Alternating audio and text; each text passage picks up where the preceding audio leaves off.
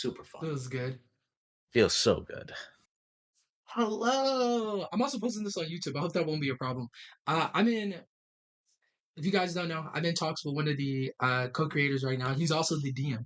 So, any balancing problems, blame this guy. I'm joking. I'm Oh, joking. oh, But this yeah, dude, I can't wait. I just want to start off by saying this since this is also going on YouTube. I'm streaming this live YouTube on TikTok. So shout out to the people watching on YouTube. Shout out to the people that watch on TikTok. Uh, we're gonna we're gonna get into it. We're gonna get into it. We got one of the co-creators right here. So yeah, I mean he's chill. He's a chill co-creator. So he's actually the DM. So you can say your place. You can say your role as well. Well, what do you mostly do on the team?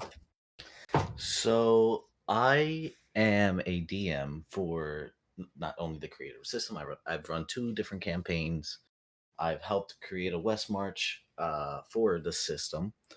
For 4.0, I was the guy who made the techniques or the iconic techniques, Okay, okay. and I've helped in a lot of the transformations, a lot of the not so much on classes. That's mostly Kane.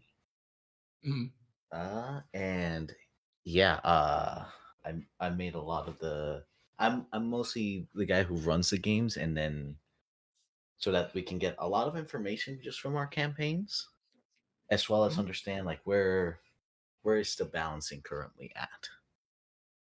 So I I have three questions. I'm gonna ask you these questions. We're gonna try and ask everybody these questions at least once.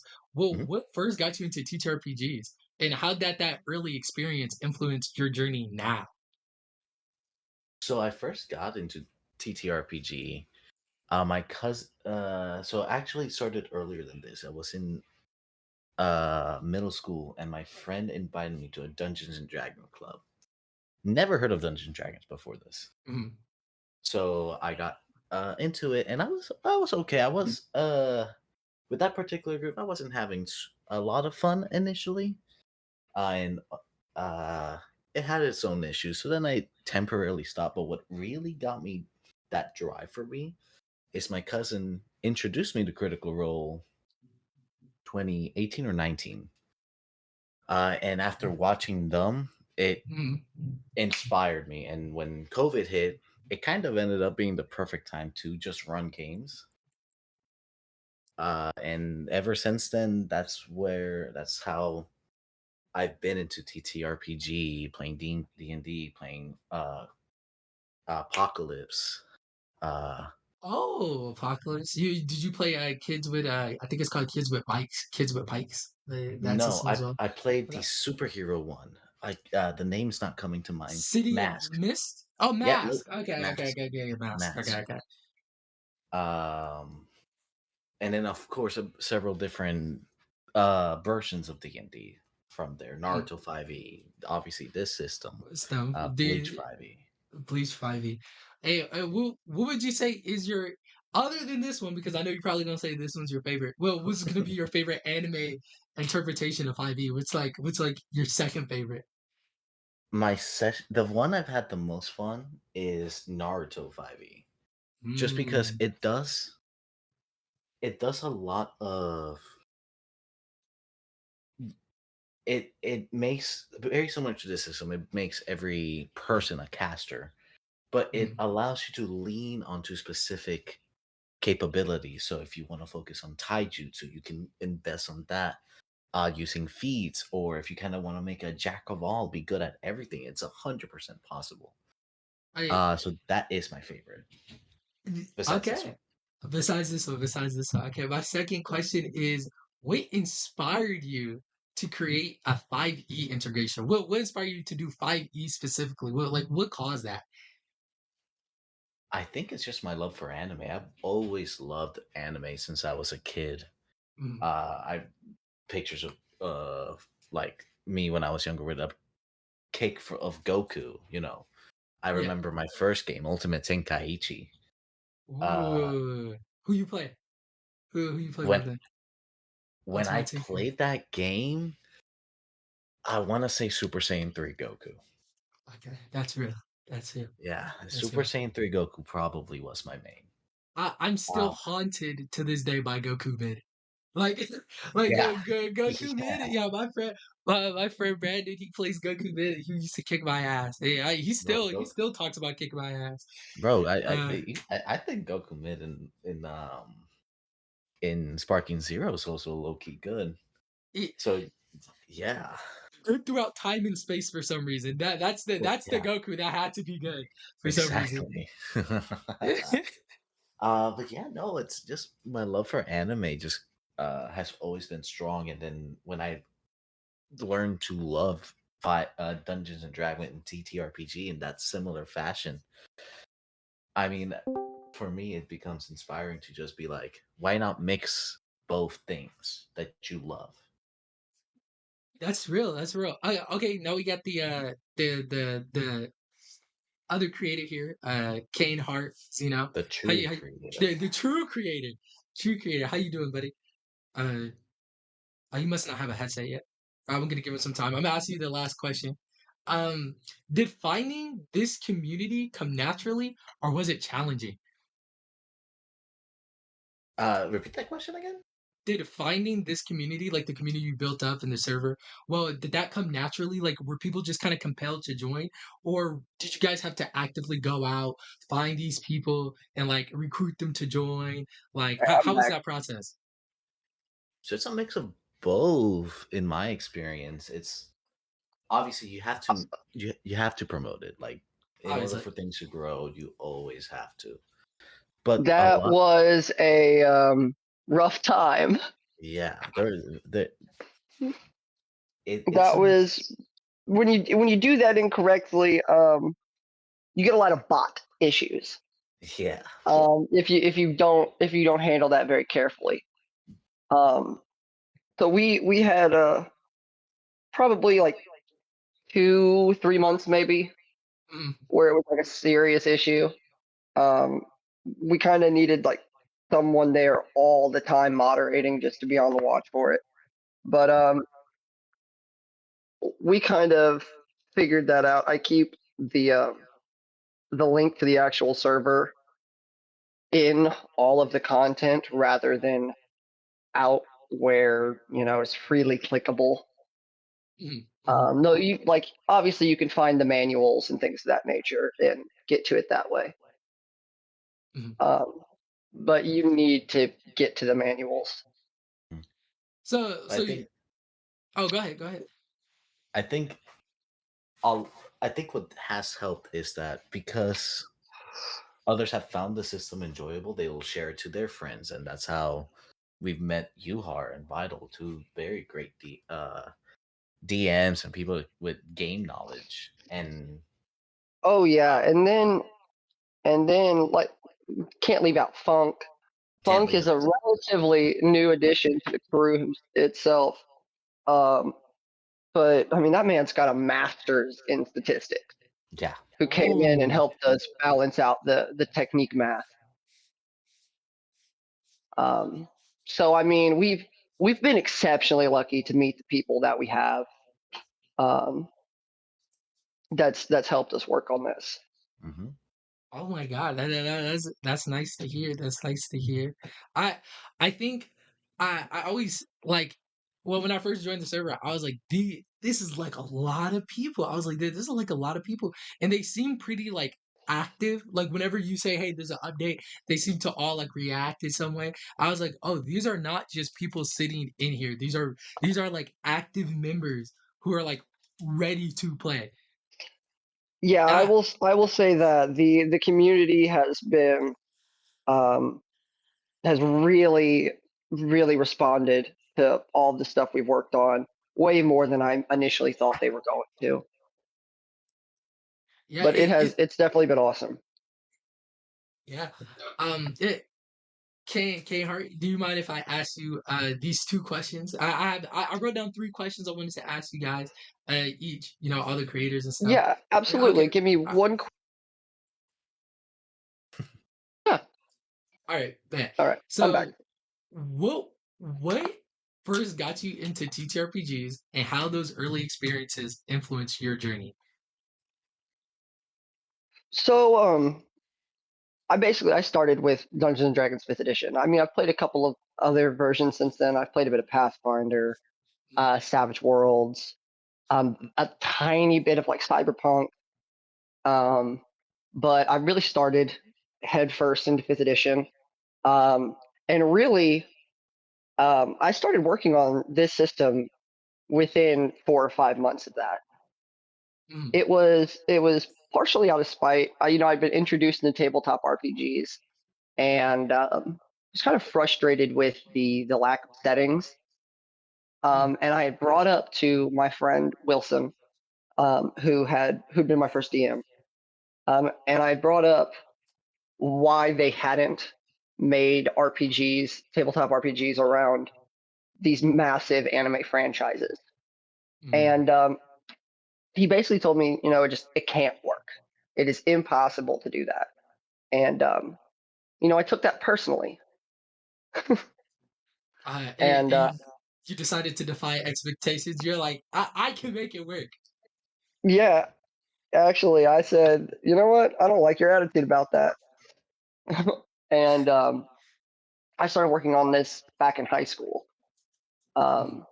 So my drive for this game has kind of catapulted me through RPG systems, seeing what all was out there, seeing what I could learn, what did or didn't work. I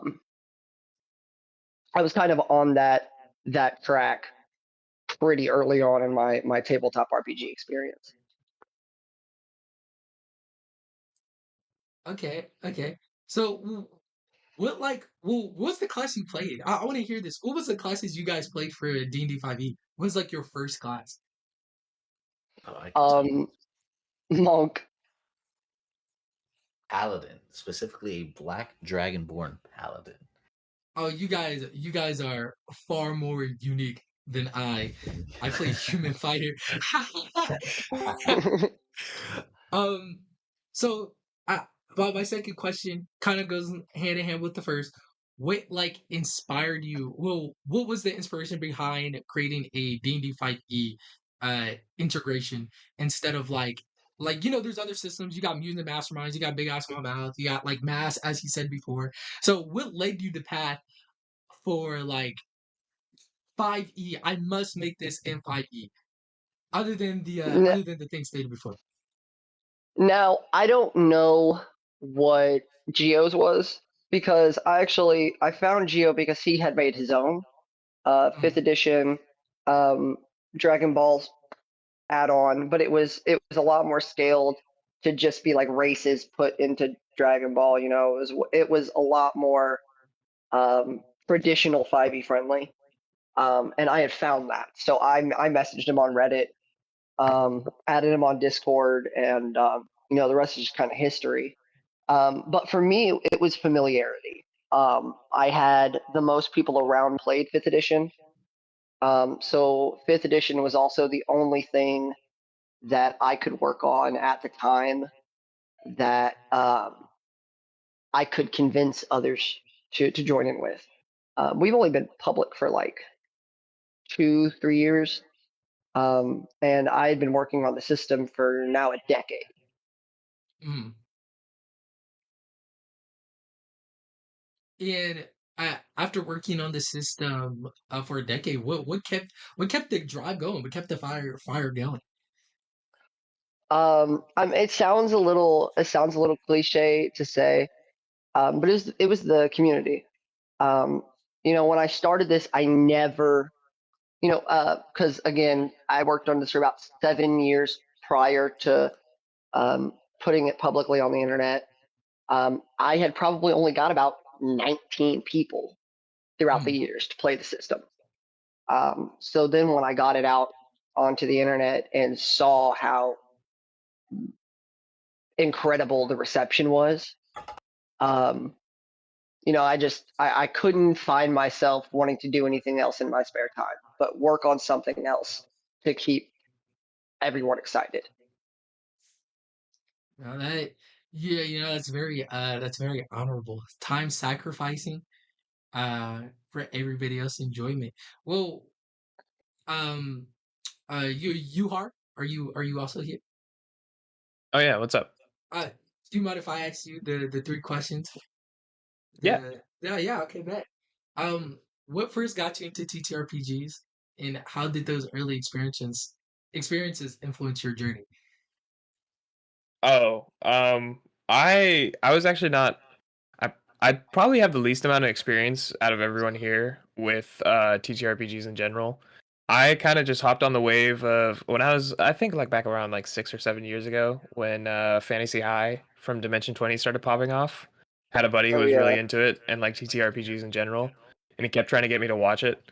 So I watched it. I binged it. I liked the whole thing. Kept up with a few other Dimension 20 series. I never really got into Critical Role, but I think that was just kind of because it was a time investment. Um, but it was mainly that, and I've always been someone who really wanted to like write a story or make a video game, Mhm. and never really had the avenue to do so. So once I got into the idea of like maybe I can start my own D&D campaign or something, that's kind of how I went about it. That's real. That is so real. I can kind of tune to that vibe.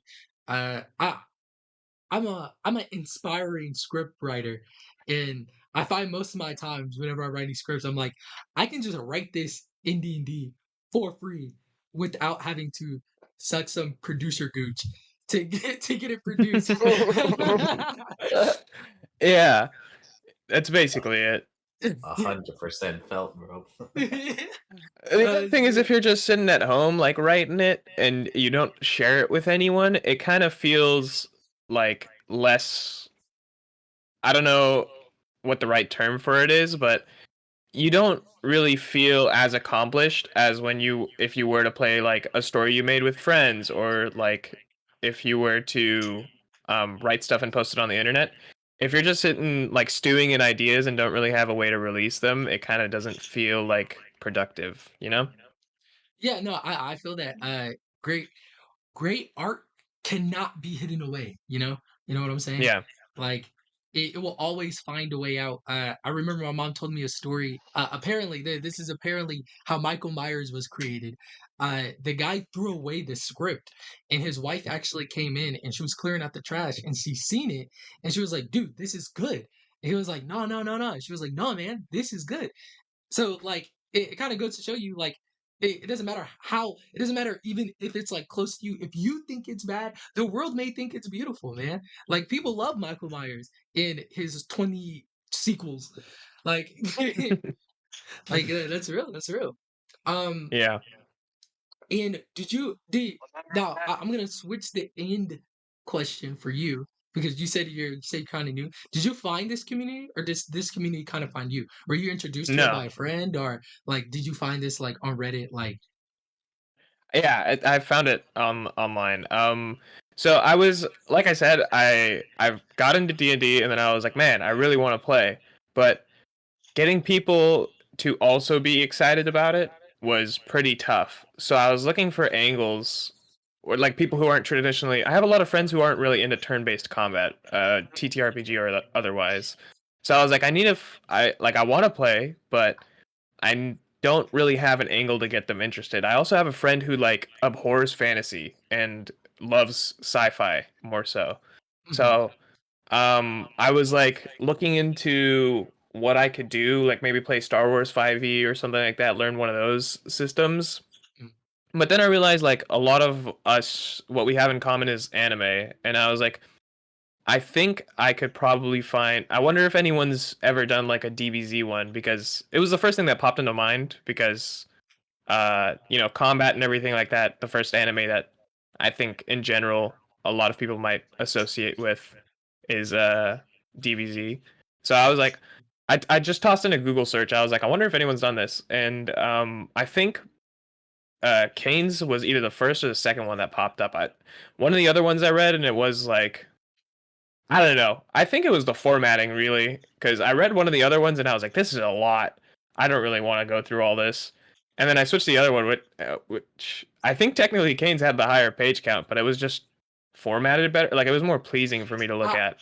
I realized when I click on it, I was like, this is formatted like an actual 5e expansion. Like, you guys did Yeah. that, like, I have worked really hard to try to keep that familiarity to it. Yeah. yeah. It was wonderful when I first looked at it. I was like, oh my god, this is not just like a 500 pages of yapping. It's like set On up. like a Google Doc. Yeah. Yeah, right. Yeah, it's Yeah, like set Yeah. up. that was Like my 5e. biggest thing. It's like I made a Google Doc and it's so painful. So when I first read this, Yep. I'm like how organized it is. I'm like, oh my god, this You is don't like you don't understand the version that I had before I made the first actual manual. It was Google Docs. It was all Google Docs.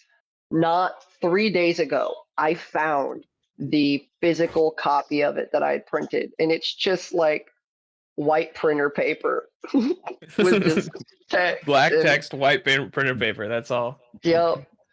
And it was so. I mean, it was a trip down memory lane, but oh, it was painful to find. That is so real. I seen this shit. And I was like, bro, if these guys were part of my yearbook, I wouldn't have failed that class. I could have I could have ride off of that. Yeah. Bro, it's nice. It is formatted nice. It's super happy to see like people become like not just become, but actually take initiative and do something other than putting it in docs. Like it's really nice to see. Yeah, I know Kane takes a lot of effort to like source images and actually include stuff so that you're not just scrolling through like pages and pages of straight text.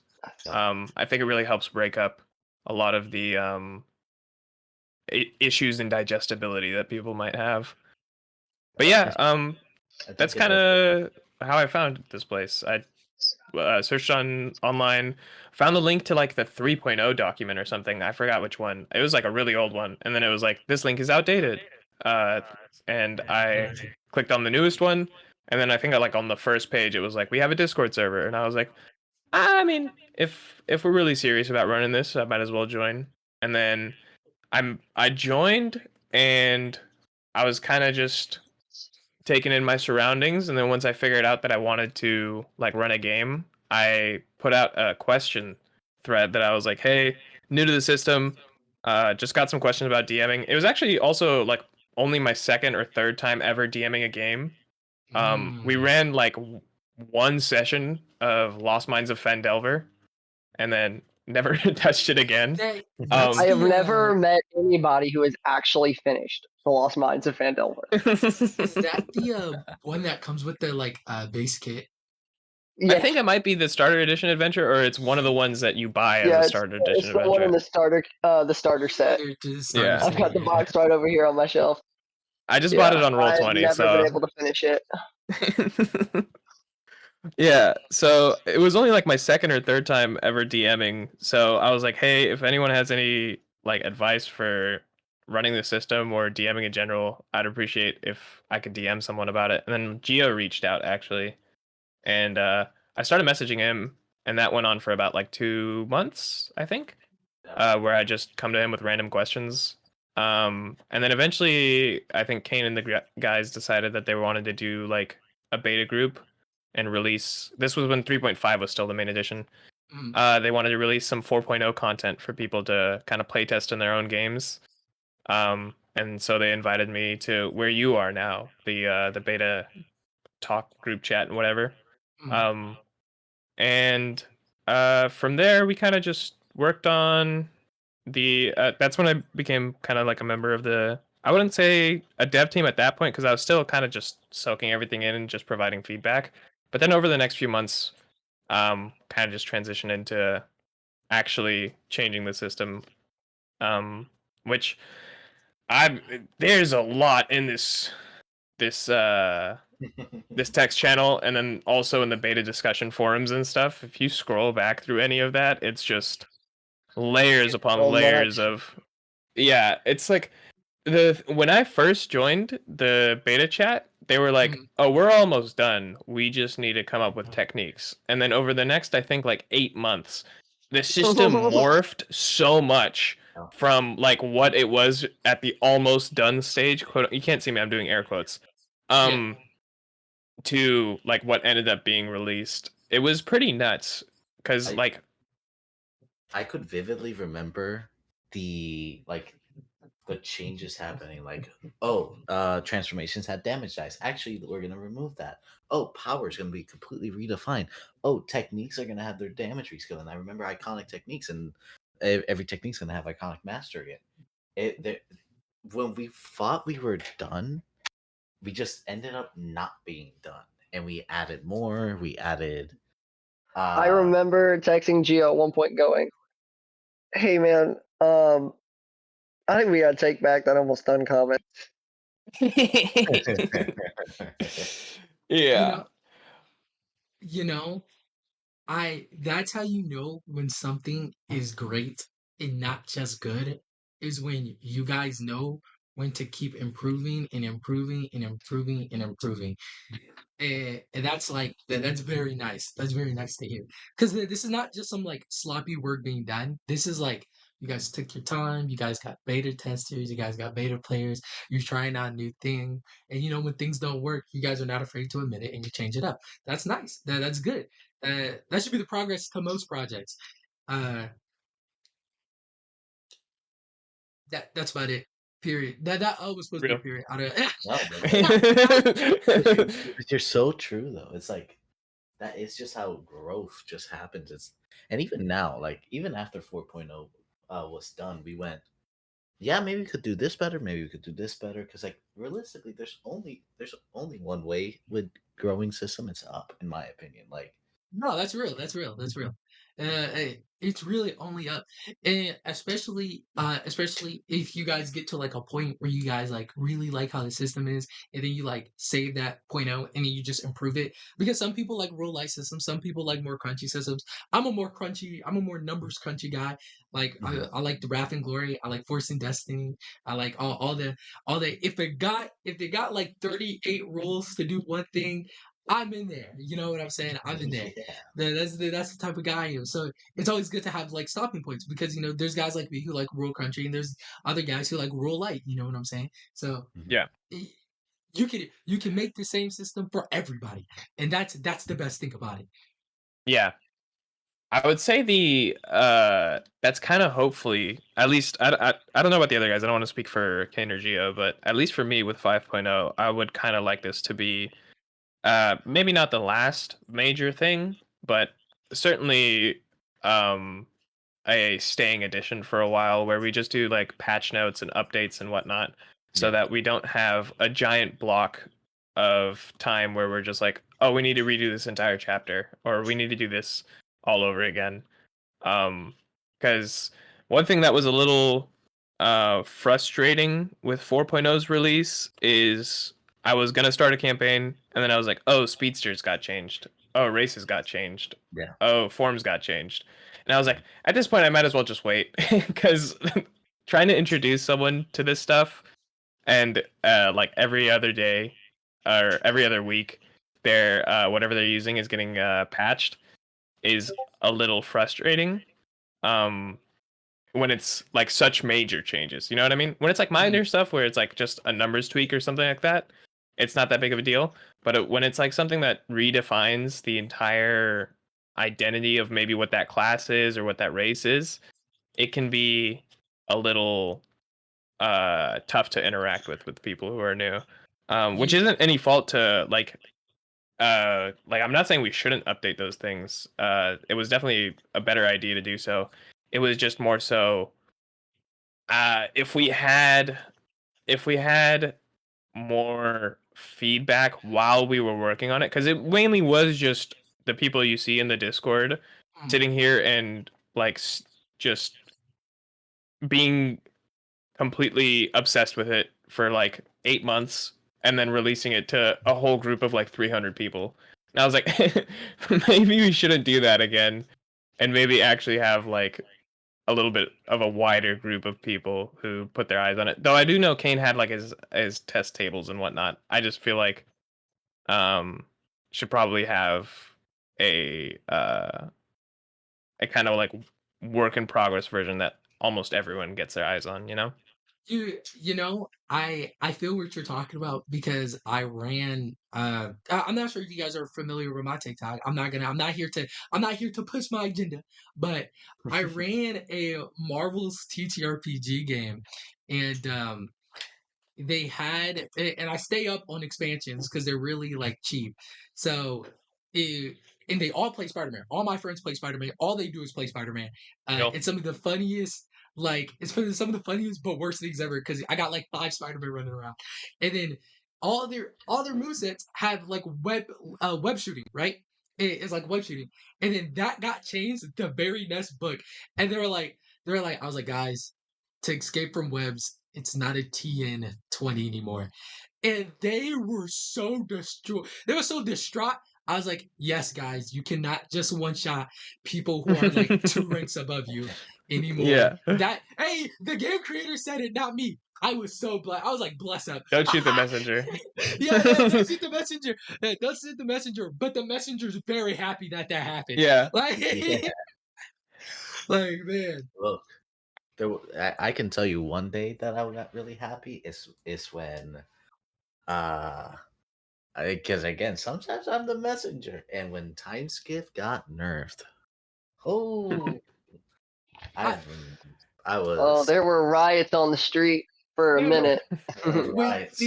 when things get nerfed in TTRPGs, it's usually I will say this, it's usually the correct nerfing. Because you can tell when something's broken within Yeah. like a system. Like you Yeah. can tell when something's broken and not being used as intended. But Yeah. like there's always that group that leaned on that thing and is like, it's time for me to fight. It's time for me to fight for my house. It's like they think it's like their Second Amendment right. It's like Yeah. I got to fight for this thing being in the game, staying broken. And it's like, all right, bro. Bless you, bless you. Dude, It's that like, is so common here, I'm not gonna lie. Where we'll change something because it just straight up isn't meshing with like balance at all, and it is objectively the best thing to do. And then people will be like, "But why did you do that?" And I'm like, "Because it's too strong." And they're like, "Well, being strong is part of Dragon Ball." And I was like, "Yeah, but you're playing in a group with like 4 other dudes. It's not just you." yeah, But it's supposed to be a team-based game. But I also want yeah, to say this. I also want to say this before you get in. I with my group, I play a lot of we play a lot of solo adventures. Like we run, yeah, I guess like West Marchy type game where it's like we do all occupy the world, but we're each individual players, making each of us kind of the main character. Meaning sometimes for like weeks on end, it will just be like DM running because they gotta run for like 16 different players. Mhm. But I've been telling people within my group that I personally kind of want to phase out of that because it's like I like teamwork of TTRPGs. I think fundamentally TTRPGs need to be a teamwork based game, and I think us playing like that kind of ruins the teamwork aspect. Plus, it also doesn't help that there's a lot of PvP. Since everybody's going yeah. solo, everybody has different goals, everybody has different things. So every other like main event, there is going to be PvP. And I'm Yeah. like, man, I missed it. I missed the time where I asked my homie, hey, can I borrow that one item? And it's not just like, yeah, you You'll owe have to me. fight me for it. Yeah, right. Yeah. Hey, you gotta take this shit off my dead body. It's like, oh, Yeah. come on, man. Like, It I think ain't one of gotta the be that biggest, way. I think one of the biggest things, like, first of all, Dungeon Dragon was intended to be a party game. You're supposed to mm, get your group of friends, group of people, sit in front of a table, and that's how you play. And a lot of times, it's like it does fall on the job of the DM to, if they want to make a 1v1 of an epic boss battle meant for one person, that's how the encounter will be designed. But if the intent is to make a party boss, then that's how the campaign will be handled. So it's like uh it's always very in like not meticulous, but like when you're designing these bosses or designing these encounters, you always want to be like, yeah, this is meant to be like the party is supposed to deal with this, or And then the solo in a, player needs to deal with this. I get what you're saying. You don't want to add too much sugar to the Kool-Aid. exactly. Yeah, I feel Say that. the as someone who like I'm gonna be honest, a majority of my approach to this system and my approach to running D&D games in general so far has been pretty heavily informed by my experience playing video games. Mhm. When you are like making a character in D&D or in this system, it's pretty obvious that not all classes are built to do the same thing. And even races. They're supposed to, like, you have party rules defined already. You know what I Yeah. mean? So like Yeah. running solo games, while I understand where the joy from that coming from, I feel like if you're gonna do that, you might need to implement some of your own custom rules and stuff like that. Because if you Oh, send someone with like if you send a cleric out there, right? They were kind of meant to be a support for like a whole party built around them. You know what I mean? They're not yeah. really meant to just walk out there and be on their own. And that's like the same for a lot of stuff. I was just talking to Goo about this. I was like, my group, we don't run any system. I'm the only guy who runs systems. Everybody else run custom systems. So it is just, and even I, like I made my own Naruto system. I made my own Lantern system. Like, but it's very scrapyardy. I will admit, like the balancing isn't the best. But we literally make systems for it to be solo play. But I kind of miss the team coordinated. I kind of miss it a little bit. Uh, don't like fighting my brothers that often. So it's a 100%. it's a it's Yeah, I'm not a nice. huge It's nice. PvP guy, I'll be honest. So we're about to get into it. Tell me what's the difference from 4.0 and 5.0? Well, what is the biggest changes? So buckle in. Buckled. A big one is that we transitioned to D&D 5e 2024. So what were races and sub races before are now races and heritages. Species. Yes, species and heritages. So there's some changes with combat that we've had to accommodate how 5e has changed. But we did completely redesign. A big shout out to you, Har, for being the absolute terminator on this part. Completely redesigned the balancing of technique and shifted around the weight of each resource. So like forms are cheaper as a whole now, techniques are cheaper as a whole now, while both being a bit stronger than they used to be.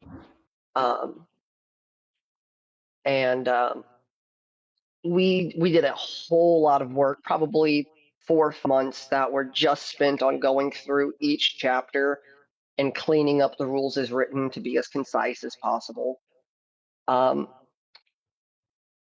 I kind of dropped 4.0 earlier than I was comfortable with. Again, I had gave myself a deadline, which was stupid of me, and I'm never going to do that again.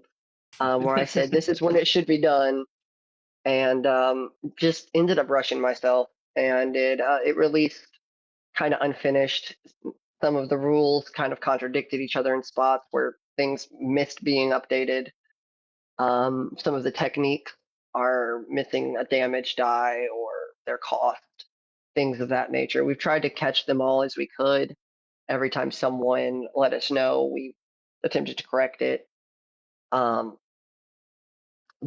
I knew that I wasn't satisfied with how 4.0 had dropped. And it was just confusing at times to read the rules, and I couldn't stand by that. So a ton of this of work went into cleaning up every bit of text. And you know what? That Yeah, is I'd say real. a That is big real. part of it is like if I had to describe 5.0 in like a few words, I'd say a big part of it is player quality of life, and then like rule like wording clarification.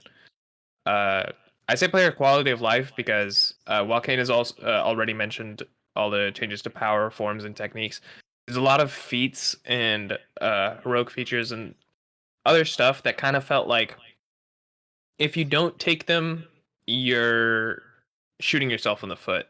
Or there's a lot of stuff where you interact with it and it's like a tax on you to do so, and a lot of people for that reason chose not to interact with it. So reducing instances where players don't want to touch something has been um also a big defining part of 5.0, I would say. Is trying to make stuff like fun for people is essentially what it is. Fun is the most important thing in any D&D game. Yeah. So making stuff fun is a 5-star goal, and you need 5 stars to get there. Like you need a 5-star ride to get there. Yeah. So I get what you're saying. I feel it. Yeah. But well, where do we want to start at? We want to start at the document, or we want to start at the sheet? Like, where we guys want to start? You say you guys are gonna walk me through it. I'm all ears. Yeah, so we're gonna be getting your character ready for Okay. this fight for the next weekend. Mhm. Personally, when making a character, I like to start with the species inheritance. I know other people like to look at the class and then try to build a race for it, or pick your race for the class, because there are some species that can kind of favor certain play styles. I Whether that be tankiness, natural regeneration, they can kind of lean towards certain builds. Yeah, I'd say I'm probably more on that spectrum. Whenever I'm typically I play with people who aren't really super familiar with Dragon Ball source material, so they're not immediately jumping at the chance to become a Saiyan or anything. So my angle for them is usually, what do you want to do in terms of like how we described earlier, like the party roles? Like, do you want to be a tank? Do you want to be a DPS? Do you want to be a support? Like, what are you angling for? And then based on that, I would go, oh well, these are the classes that can achieve that. Um, and then looking at those classes, be like, all right, these are what your most important ability scores are going to be. Maybe you can find a species to support that. But I think either approach works. I mean, it seems like you're personally pretty familiar with the source material, so you might Have end up benefiting from Kane's approach. uh, Have you played 5e in the past? Is probably a pretty good question. have I played 5e in the past? I played 5e uh far in the past. Okay, so you will already get the gist of 60 to 70% of character creation. Okay. I already know what race I'm gonna do, or what species I'm gonna do. I've always been an Android fan. Uh, eh, if my last phone didn't break, I would have an Android phone. Also, I'm Android kitted out. All right, like I love myself some Android. So I already know what race I'm I gonna be. respect that. I love me some Android. Specifically, I see you already have on the page Android 16. I love Android 16. This is like Android 16, Android 17 are my favorite. 17 especially because he got that middle part. I love a man with a good bob. You know what I'm saying? So so So the way we handle species is that they tend to get 5 features as just the base species. Then we have a secondary mechanic called heritages, um, and these give you you can choose one of them as long as you fit the requirements. There's some that have restrictions. Those are labeled as the restricted heritages. Um, but what it allows you to do is swap any of those 5 features that come with your species with up to 3 of those. So you can swap out and only keep like 2 of your normal Android features and have 3 features from something else. I was asked from the chat. They're wondering, are Saiyans getting buff? I have Jay and Nitra asking, did Saiyans get buffed? Saiyans, I think that everyone is going to be a little happier with Saiyans. A lot of people didn't think that Super Saiyan felt strong enough.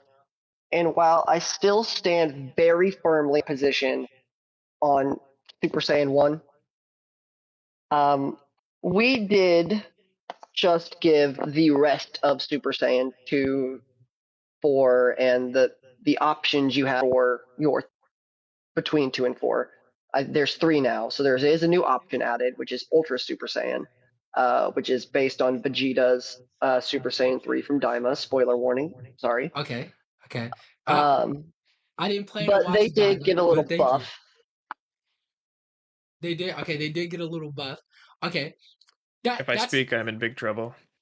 What is Daima bad? Is that why you don't I like really like Saiyans? Saiyans in this system, man. We have a love-hate relationship with. If I could make a PC, I would probably want to play Saiyan in the future. But just I've heard about balance issues regarding Saiyans so much and have disagreed with a good amount of them for a long time in regards to how much they need to be buffed. But they are a flagship species. So I can't For those of us in the chat, I will even give you a little tidbit to hang on to for some hype on Saiyan. Throughout the process of 5.0, I've already been preparing the first Dragon Ball expansion. That's going to come with new classes. We're not going to show them all today, but those of you that were perceptive saw them on the last table in the table of contents. As well as some fan service, some alternatives to Super Saiyan, such as Savior from Heaven, the evil Super Saiyan, the Red Goku form that was all over the internet all those years ago. We're adding in some more fan service ideas into this expansion. So I'm really hoping you guys get excited for that. So are we gonna do standard array? Are we doing roll? We have a boosted array. Okay. Let me pull that up.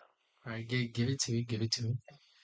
The boosted array is going to be 16, 15, 14, 13, 12, and 10. 15, 16. Hold on. Can I get that written down somewhere? Yeah. If you look in seems like my camera Beta Talk. Beta Talk. Hold on. I added you.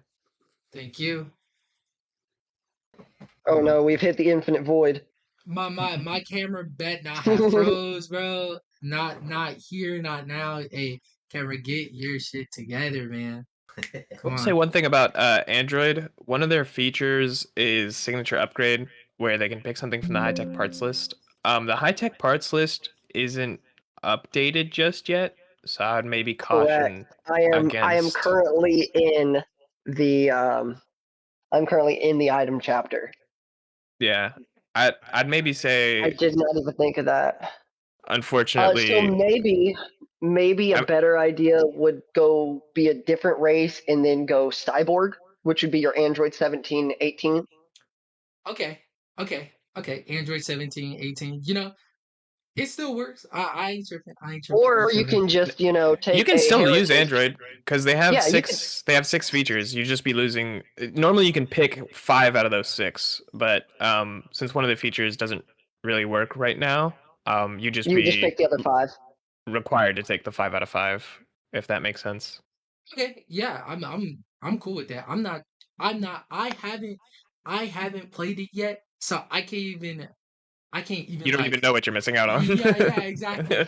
So it's like, yeah, it's like it is whatever works best. Because I just want to cameras back up. Because I just want to play Androids. I'm a big Android fan. But and we're back unfrozen. There we go. We're back unfrozen. Thank God. Thank God, bro. Yeah, man, I need me like a tech support guy. Like, bro, I need some in this So small laptop setup. I don't want to out Geo's plans to the DM myself, but I've Yeah. already told Yuhar, I'm planning on being a fully defensive supporter. I'm going to back you up through this fight so that you can mess around with mechanics. So I'm going to be playing Bastion. Um, I'm thinking of going Celestial Primate myself. That's the race that's based on Sun Wukong and the other monkeys like him from Journey to the West.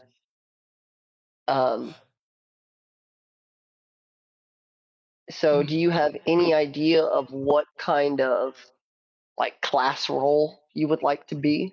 Because I uh, mean, we have 18 classes, so we have an option or two for any of the specific roles. I'm not. If you do not mind me speaking out of turn, I low key want to play a little bit. I'm about to I'm about to put some in Dex so I don't have to melee fight people. I'm assuming that's Okay. that's still the range stat. Uh, I'm gonna have melee be my lowest, which is probably strength. I'm assuming, and A lot So then of we actually classes have dex as their melee stat. Like they allow you to use them, so you could actually be pretty good at both. there is a class that will use every single stat except for Constitution. There is a unarmed feature that uses that. I So you can kind of build for whatever you want. And the way techniques work is they're separated into blast, beam, barrage, and omni. At least for key techniques. And I mean, there's 3 types of strike techniques as well, but they tend to just use strength or dex. But beams use constitution, omnis use intelligence, blasts use wisdom, and barrages use dex.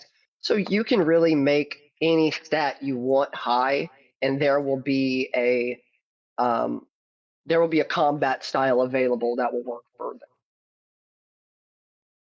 okay.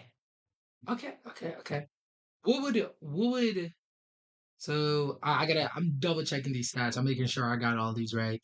Yeah, no 16, problem. 15. I'll be honest with you, almost Oh, slow. every save in the system, like you're already leaning towards dex being your highest stat. Almost every save from a technique will be a dex save. So, in general, dex is pretty important regardless of whether it's your attack stat or not. Okay. All right. I wanna play like a character who like talks a lot of shit, but like when he's in melee, he's just ass. Like that's how I kind of that's how I kind of imagine it. Like Yeah. yeah, just run, dude. Just rush the guy. Like I'm gonna be shooting people from a distance. I want to do those little key blast things that the Andrews be having in their arms. They go pew pew pew pew pew pew pew. Yeah, Yeah, bro. Hell yeah.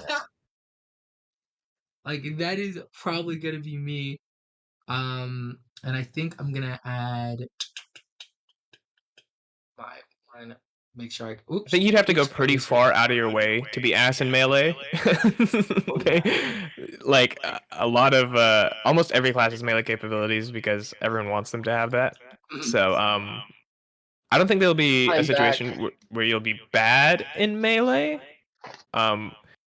Your strength. Don't- You can don't take worry. charisma as your highest stat, and there is a class that's still going to make you good in melee. Yeah. Don't worry. I'm an expert flavor player. Don't worry. It doesn't Let's matter how good go.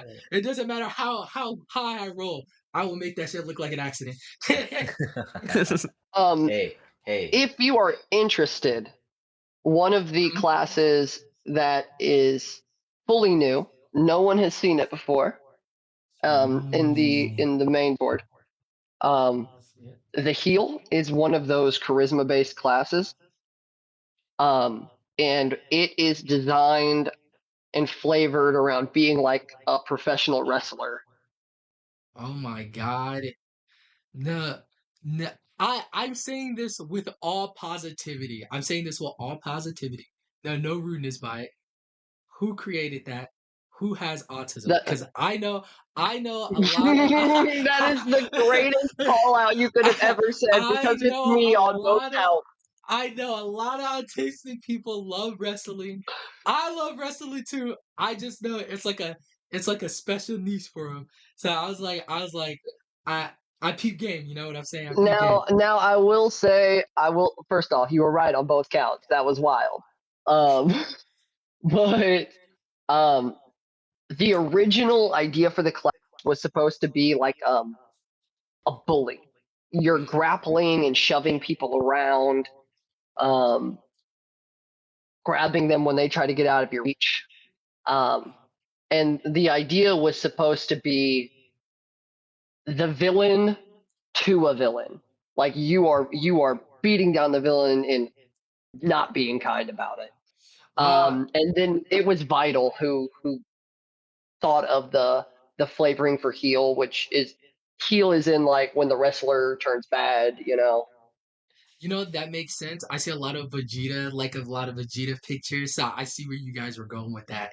That is unironically such a Vegeta class, low key. You guys, that's banging. Not gonna lie, that's banging.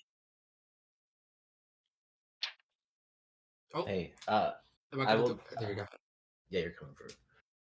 I will note, if it does help, because just so that it is clear and so that Yuhar knows what to expect, I am playing a Xeno species, specifically the dragon one, and I am playing a bruiser. So I will be up in the melee. I will be. I'm.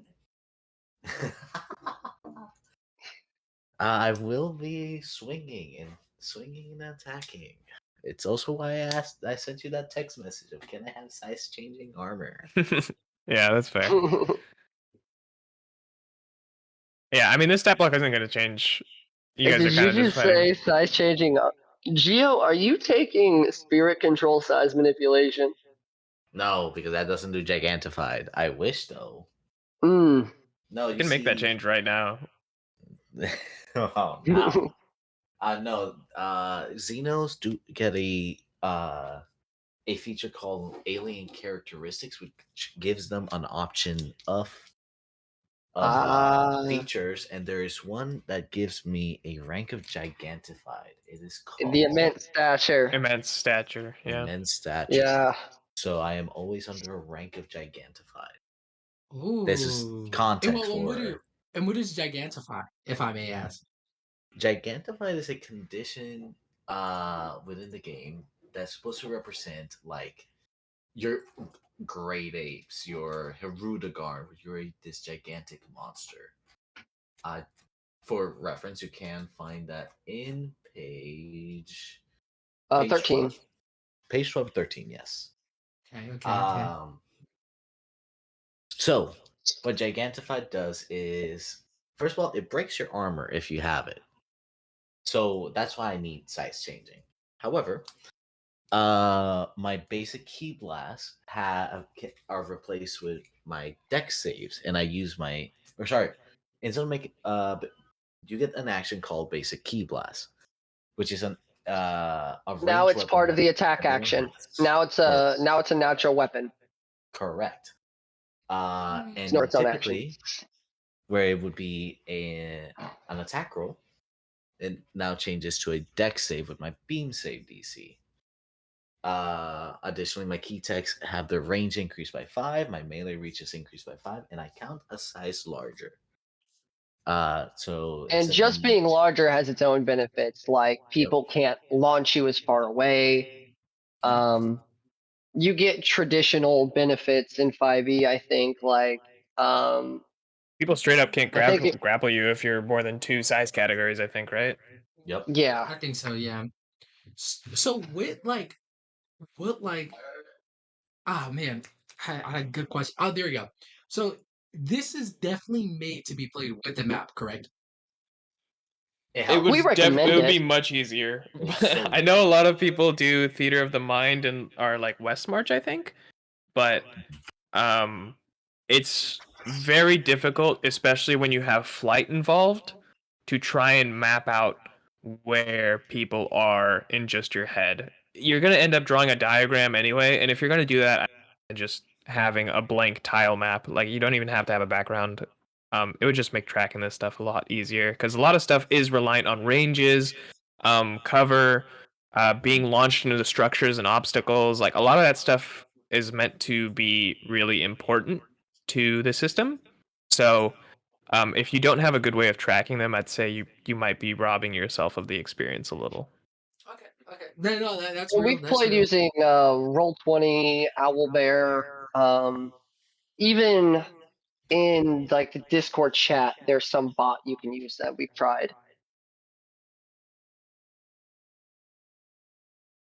What Yeah. Whatever what is method that you want bot? to use. Yeah. It's You are. Avray. Avray. Yeah, there's an extension for it that you have to get. Uh-huh. Let me double check what it is. We're not going to be using that. We're probably going to just use like Owlbear. But for people that maybe don't, like when we, one of our private games, we can't play it synchronously because people's schedules can't typically line up.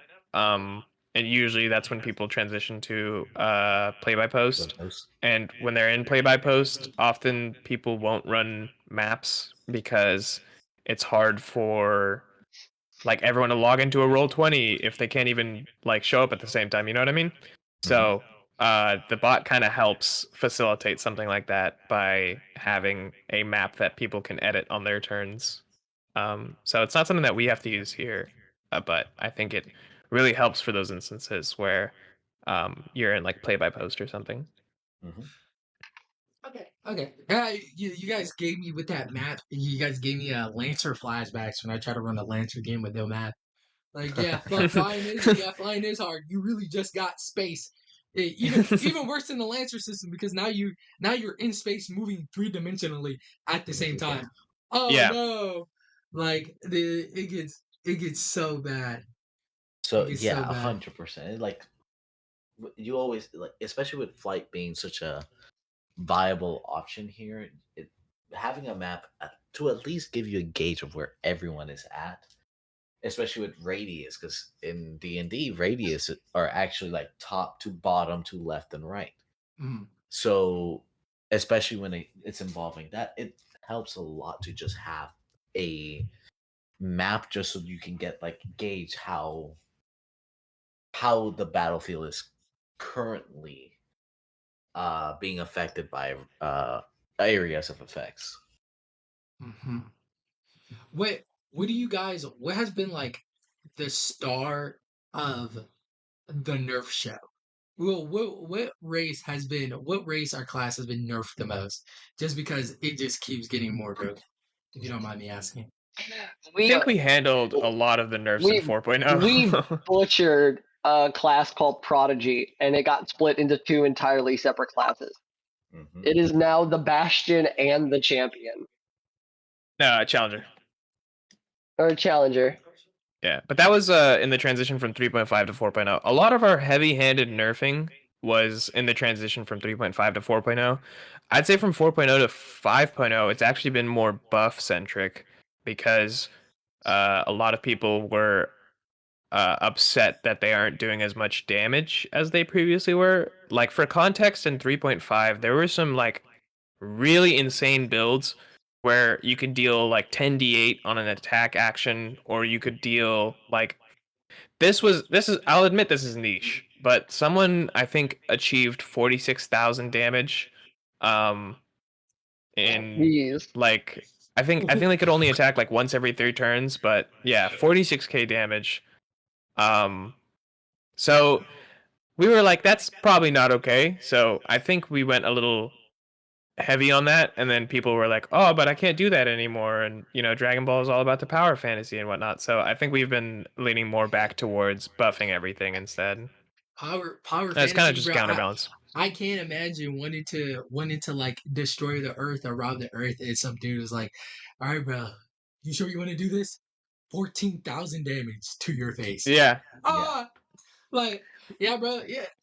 I really Coughing did come to baby the wrong versus planet. Volcano. Right? Like, dude, I did come to the wrong place. I should have stayed my ass at home. Yeah. It's real though.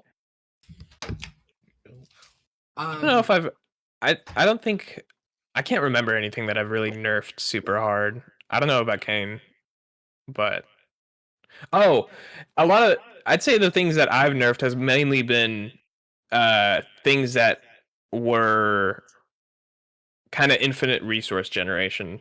There used to be a trained feature called I mean it's still there, but spirit conversion where you can turn ki into stamina, and stamina is like insanely important in this system. It's how you stay alive. So and you can't recharge stamina typically, at least not in a kind of in the same manner that you would ki.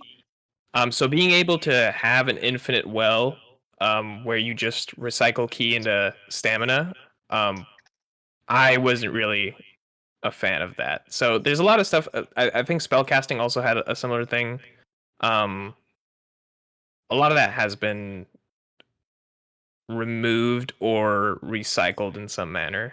But I wouldn't say any like individual class or species has been dismantled. Okay. No, that's real. That's real. That's real. So what class can I go that would make me a ranged terrorist?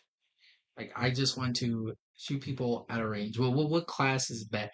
Like what class is that? The absolute best would probably be Virtuoso. That was gonna be my suggestion too. Yeah, especially if you're wanting to throw out like techniques. In wanting to do more like, so like the elite is our version of the rogue. So that would have like your sneak attack equivalent. There's also killer. If you want to also lean into more of the roguish side, but if you're just wanting to like sit in the back, fire off beam attacks and explosions, and Virtuoso is probably what you're looking for. Thank you. I'd say you could probably even go for Punisher if that speaks more to you a little. I think Virtuoso and Punisher are probably. I mean, it also depends on if you want to be firing techniques or if you want to just do those those blasts that you were talking about. Because Warrior gets a good amount of extra attacks, and well, I think everyone is just gonna have to, but they are more open to building them however you want. They're kind of just the fighter of the system, where you kind of just cobble together whatever you want. Okay. I guess I'm gonna go warrior because that does sound like me. You said that's the fighter. Yeah, that's the fighter. I can't the other equivalent would kind of be the martial artist who is like a monk fighter mixture. They get more weapon efficiencies than a normal monk does in 5e. And they get some effects that are kind of Battle Master-ish. But though that and Warrior tend to be our like fighter equivalents. So if you had to sell someone on the system, what will be your first selling point, if you don't mind me asking? I am going to find every possible ounce of content that I can make. And with time, you'll see it. Ooh. Yeah. I'd say my biggest selling point is that players get legendary actions. Yeah. That's a good selling point. And this dude came out the gate swinging. Yeah, you are now the boss. Yeah. You are now. Yeah. You become the threat. We definitely try to sell that power fantasy feeling. Oh, that's real. It's a lot of interactability, I'd say. I know I described them as legendary actions. They're called snap decisions here, and there's a lot of stuff that you can do with your reaction outside of just opportunity attacks. I'd say the biggest selling point of the system is the flexibility in like your turns, and also just combats in general. You're not I'd say it's pretty rare that you're kind of just waiting around after your turn and there isn't something for you to interact with. Like if someone fires a technique at you, there's something you could do outside of your turn to like interact with it. Or if someone is like if there's anything that you want to do outside of your turn, chances are there's ways for you to achieve that.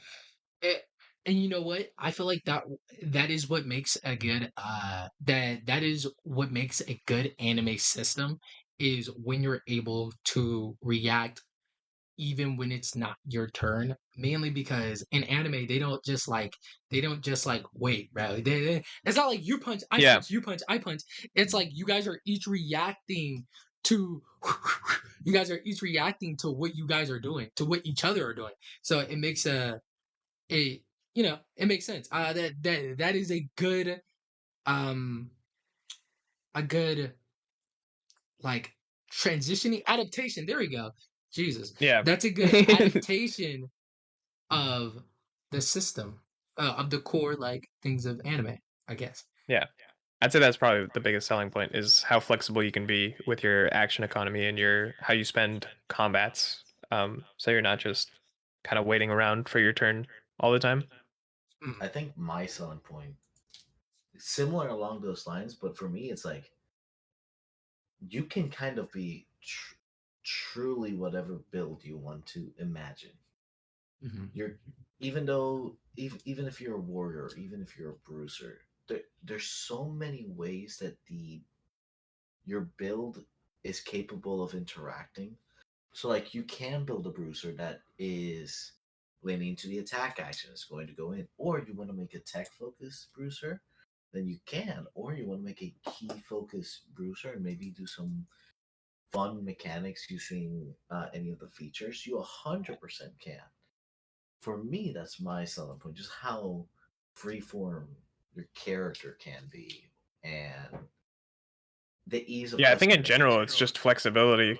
If we were to combine me and Geo's points. Mm-hmm.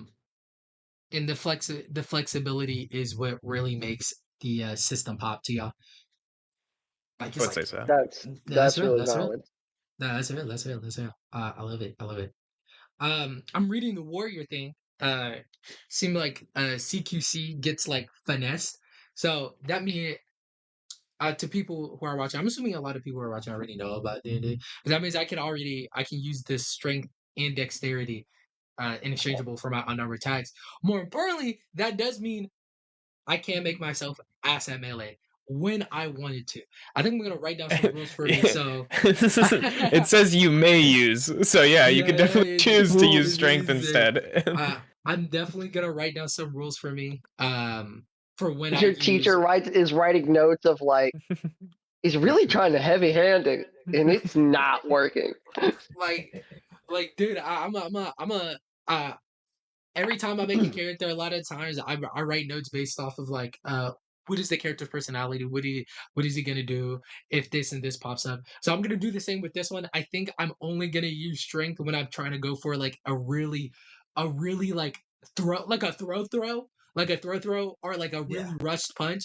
But if I'm doing like backflips, if I say backflips within my description, I'm probably gonna use that dexterity there. So that's that's my play style, my mental play style. Try my best Oh there. yeah. So where do I put the AC? I'm looking at the stats. I'm trying to make my character try my best for not to not ask for help. But So, where I put my AC at? right above your HP, there's a box. Oh, there it is. And what you would want to put. Give me one moment. So it says, is there a certain code line, or can I just Yeah, put? so you'll Okay. you'll put if you want it to be automated, yeah, you could put equals 10 plus um, Dex G8. G8. Yeah, you would click on the box with the modifier on it. You could do it that way. Plus C15. That would be your code. Okay. Like, I'm back. What's going on? did I do that right? I think I Oh, did that right. Nice. Oh snap! He's putting the AC.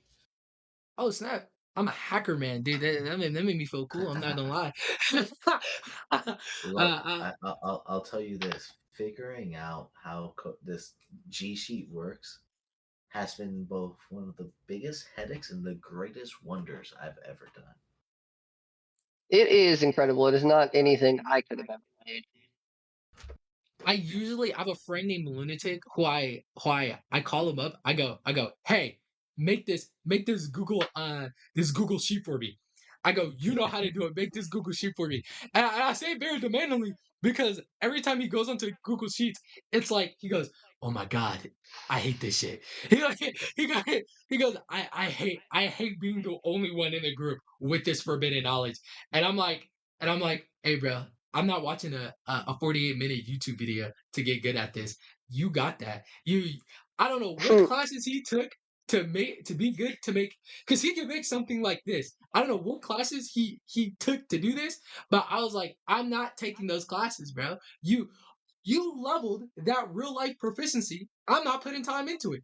That's what friends are for, bro. Time for you to clutch up. Like, man, saving throws is strength and constitution.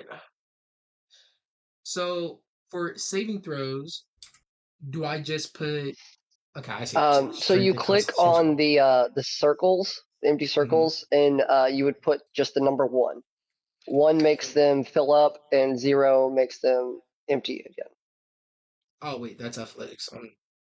I'm tripping, bro. I'm tripping. Did you guys already have you put in your stats already? The standard array. Stuff that you the standard array. Yep, I did. I even put in the extra stuff you get as an android, because you get 2 ability score increase and I think a 1 ability score increase, if I'm correct. Did you put that in the character setup page, or did you? Okay. Character setup page. Yep. Okay. On the character setup page. So I got a 17 in Dex and I got a 17 in Charisma. So when I talk my shit, it actually hurts them. Like I can roll to psychic damage. Well, yeah, you ugly bastard. Damn, bro, you really gonna roll for that? You gain mastery of property of 3 simple or martial weapons of your choice when finish on longer. Okay. Let's see here. Light armor, medium armor. I'm gonna do light armor. Martial weapon is here, and 2 martial weapons. Do the martial weapons carry over from the base game? Yeah, the base 5e table. Yes. There's some new ones, and then there's a 3rd category of weapon to go along with simple and martial, which is monastic.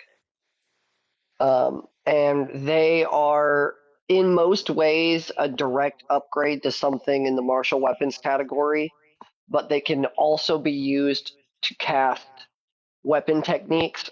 They're called armed techniques, as well as unarmed techniques. So you could use, say, a set of nunchucks to do Wolfang Fist.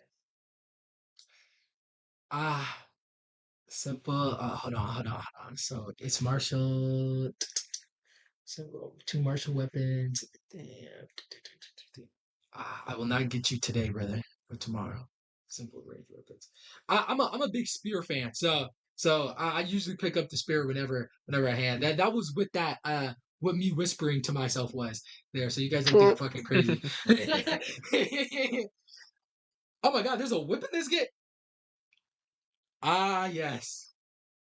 We've even added in weapons like the meteor hammer, the gunbai like Madara wheel.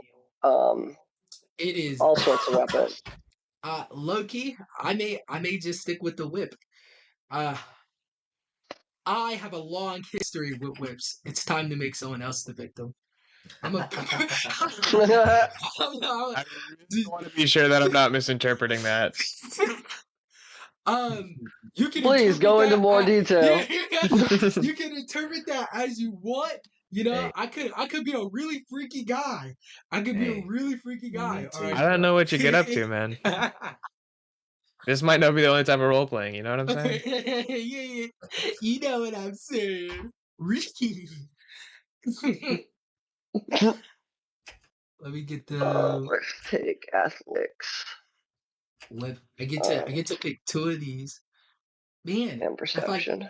go with 2 whips, am I a freak? Is that too? Is that too? What is the range of freakiness? I think having 2 whips kind of makes you weird. I think bringing a whip into combat is already like pretty freaky. I think 2 whips is It like doesn't. Yeah, it's incremental at that. yeah. Hey, Average Slanesh worshiper here. My bad. hey, Real. talk to the Belmonts, okay? You tell that Oh, to the Belmonts. Wild man. You leave Trevor out of this. a whip and a rapier. That's the combo I'm going with. Oh, sick. I don't know how familiar you are with 2024 D&D, but there's also the weapon masteries, which we can get into in a sec. But that might change. I seen that and I got scared. I Yeah. accidentally clicked on it and I immediately clicked off of it. I said, "Oh." I was gonna say that might change your choices based on weapons. If you want to take a sec to look into them, I can send them to you and you can take a quick glance. Go ahead, Sid. I think I've decided. Kane, did you put it in the main manual, the description of all the different weapon masteries and like which weapons get them, or no? They're in the item chapter. Let me send that. The new item chapter, they haven't updated in the thing yet? The compile doc? I haven't put them in the compile doc. I don't know if you have. I just hadn't messed with it because I hadn't finished the chapter yet. So I just sent the link to Beta Talk, and you can find the weapon table in there. I just have the old chapter 9 in there right now. Okay, let me see. You said it's on what chapter? I'm about to go in. I'm about to I just sent the link. I just sent the link to Beta Talk. Okay, let's check this again. I'd say if you go to, let me know when you have it open. I got it open now. All right. If you go to page 8, there'll be a table of weapon masteries, and it hasn't been fully implemented in the table what goes to what, but Kane did helpfully list the names of which weapons go to what. So I'd say like if you're going rapier, I believe that's Vex. Yeah, it's Vex. So in the bottom right of page 8, you can read what Vex does. Oh, okay. If you hit a creature with this weapon, deal damage to the creature. You have advantage on your next attack roll against this creature before the end of your turn. Oh yeah. Oh. I don't think I have replaced those with their official wording yet. Oh yeah. So they're going to read a little bit the same cleaner. Effect. Yeah. Yeah. Oh yeah. I'm gonna do that. I'm gonna definitely keep the rapier. I'm a big rapier fan. Let's see for whip. Whip, I get a slow. Oh my god. 10 feet into the start of your next turn. Oh yeah. Whip. The whip and rapier may be the play, guys. It may be the play. I think officially I'm gonna be freaked out very soon. And it would be the play. Call me I don't know who has a whip and rapier. Oh, El Diablo. That's a Justice League Unlimited reference. Shout out to people who watch Justice League Unlimited. Shout out to that's a callback. Yeah. Shout out to El Diablo. I'm not gonna say what episode he appeared in because that's for the guys who know. those are those who know. We have the shout out to all 0.5 El Diablo fans.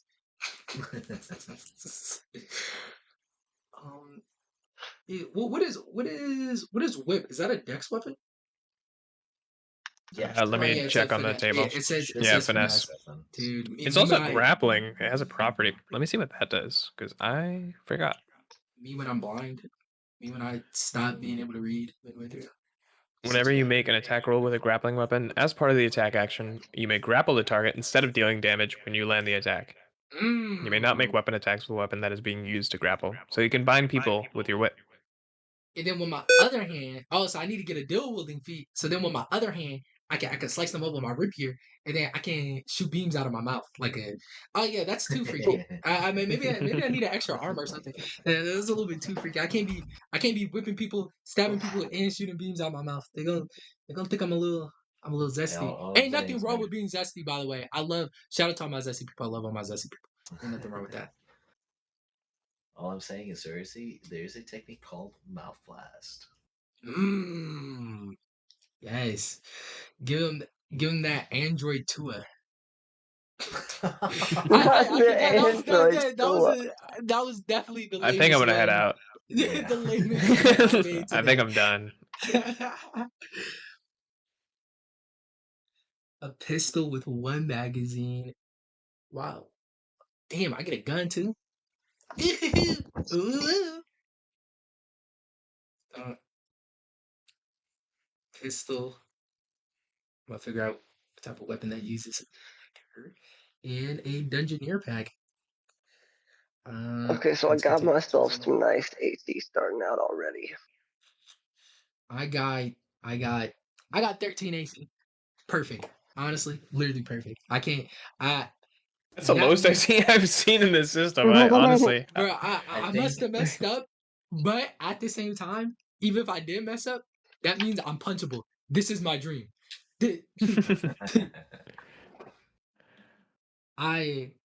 That means I respect it.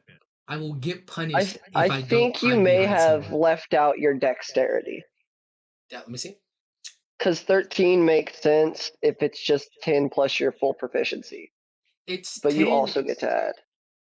It's 10 plus my dexterity. Yeah, it's just 10 plus my dexterity. It's 10 plus dex plus prof. Plus prof. So, okay. Yeah. Let's see. What that's G8. 16. All right. Yeah. 16. There you go. All right, there we go. That makes more sense. You think I think you'd have to have a negative dex to get to 13. You'd have to -3 in dex to get to 13. bro, yeah, -3 in dex, bro. Don't even shoot anybody. just let us handle it, guy.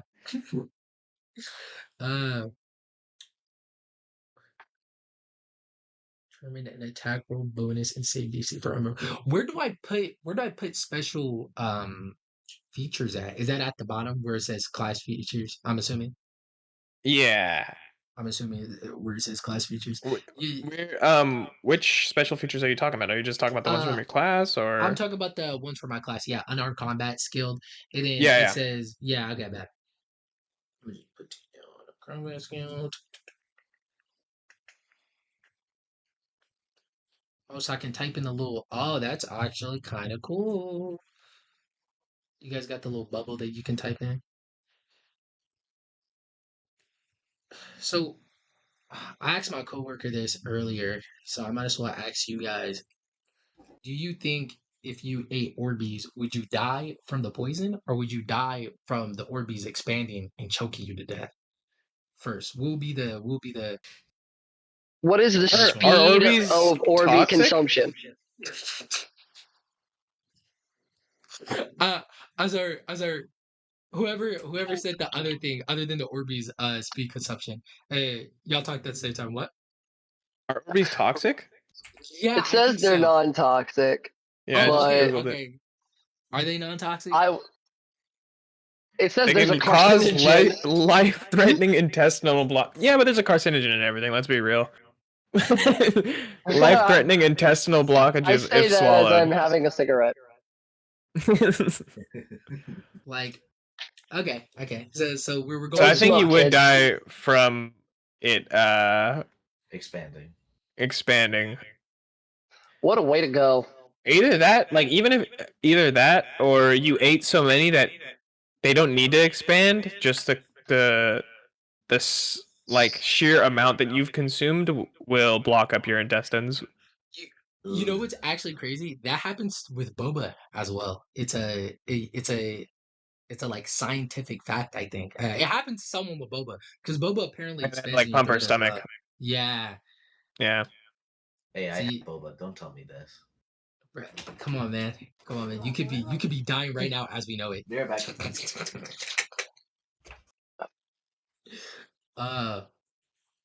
Let's go. Yeah, but let's I go. think that chick like didn't chew her boba though. Who are Oh, you I get a chew your fighting bobas? style. Yeah, you're swallowing boba whole. No. there's no way you take a sip of a drink, have a mouthful of something, and just go, yeah, I'm gonna swallow this. They're chewy. It's pudding, guys. I mean, but It is. at the same You're time, just isn't it equally as fun to just like just like No. okay? It makes me feel gross. Makes me feel like I'm a straw. Makes me feel like I'm a straw. Is that that is a lie for the age. Dude, that's good. I'm gonna start using that as a threat. I'm gonna turn you into a Bro's straw, like, bruh. I might as well just chug the whole boba.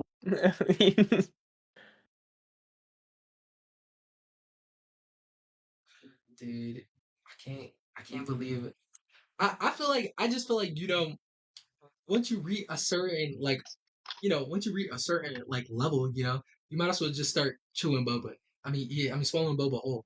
Like a quick time event. But you reach Like a a certain quick level time of event. what? Like Level in what?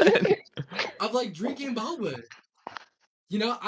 Bro, if I you feel not like it's the grinded other your way boba around. skill, I feel like you haven't gotten high enough level to discover chewing boba yet. And now okay. you have to make a con save every time you drink it to not fucking die. Look, man, look. I have boba. Once you attune to boba, you'll be fine. I buy boba for myself, but when I walk in the crib with boba, everybody asking, "Can I get some? Can I get some? Can I get some?" So the boba goes quick. I gotta that shit gotta go. That shit gotta go inside my stomach. Like You can't spare 2 seconds to chew it. spare 2 seconds or share my food. Look, guys. I'm not saying I'm a greedy I person. think they'll pull it out your mouth, man. All I'm saying is, I may. It's either I'm gonna spit in that boba drink or I'm gonna swallow that shit whole. And I don't want to spit in my boba. I'm not getting. There's freaky no with way food, these are the two guys. options. These are the only two options that go through my mind, bro. I panicking. I'm like, go inside the house, unlock the door, panicking. What to do? People walking up. Swallow that shit. Gotta go. Don't let him have it. Yeah, true. Don't let them have it. I rather give my right arm than for someone to have some of my boba. Like that arm. My bad, bro. You're really about this shit. My fault. Yeah. You You don't know how. didn't realize he was about that life. Yeah, No, I dude. did. Yeah, come on. I don't. Why do I need an arm if I can't hold boba in it? Why do I? Preach. Snap. Like, come on, man. So I see here. You guys don't use any AI art. Not No. the manual, no. Well, Yeah. yeah, I try to source everything. Most of the stuff is sourced through like DeviantArt, things of that nature. Occasionally Pinterest.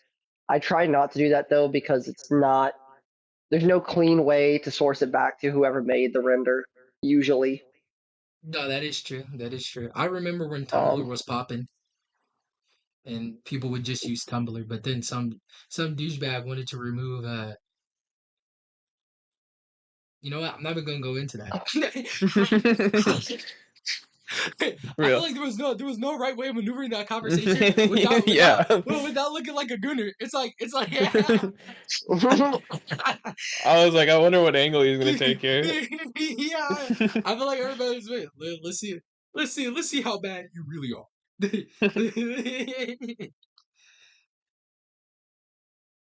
Combat maneuver DC is 8+ your proficiency bonus. Okay, all right. you know I'm getting dual wielder. Is there what is the worst dish that uses turkey in your opinion? No, I really like turkey. I don't know if I Oh, could say anything is bad with it. Man says, I don't know if I could bash turkey, man. Yeah, I don't You and know. It's turkey are been like there for this. me. It's been there for me through a lot of difficult situations. Dude, a lot of difficult situations. Turkey will always be there for you. Now, I feel the same way. Same reason why I love Dr. Pepper. I'm a big Dr. Pepper fanatic. It's like whenever I was like depressed or something, I always had a Dr. Pepper on my side. You know, the life change, Dr. Pepper. Got the real does it. ones that hold you down, man. Yeah, exactly. Well, what's that Kanye song? Homecoming. You know that right there was a risky line already. I just Yeah, I realized when I said it.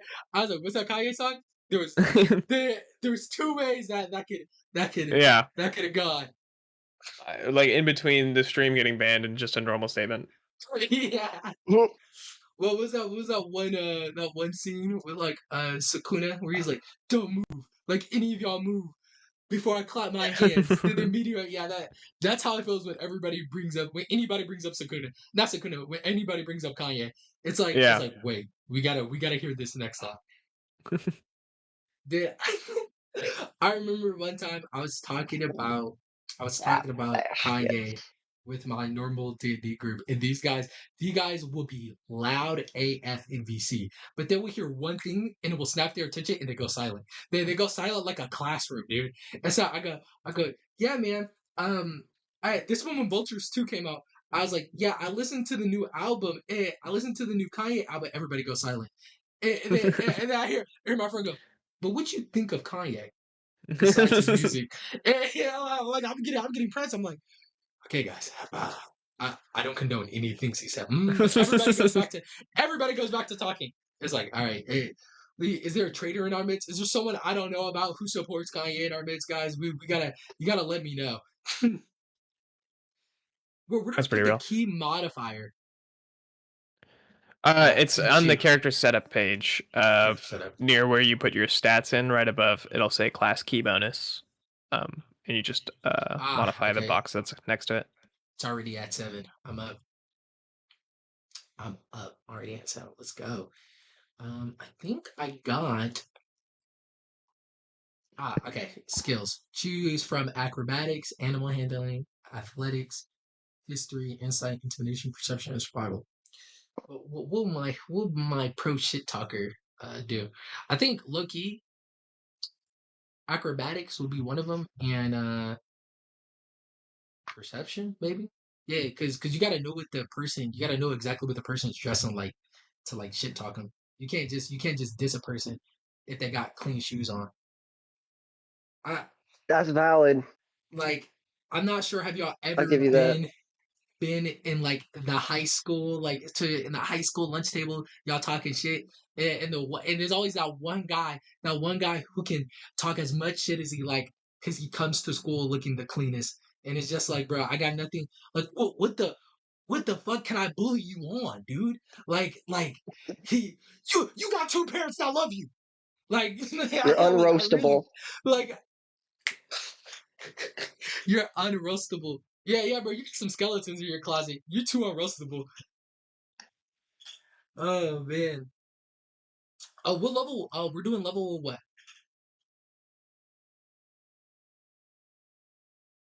Do anyone know? What level are we doing? Oh.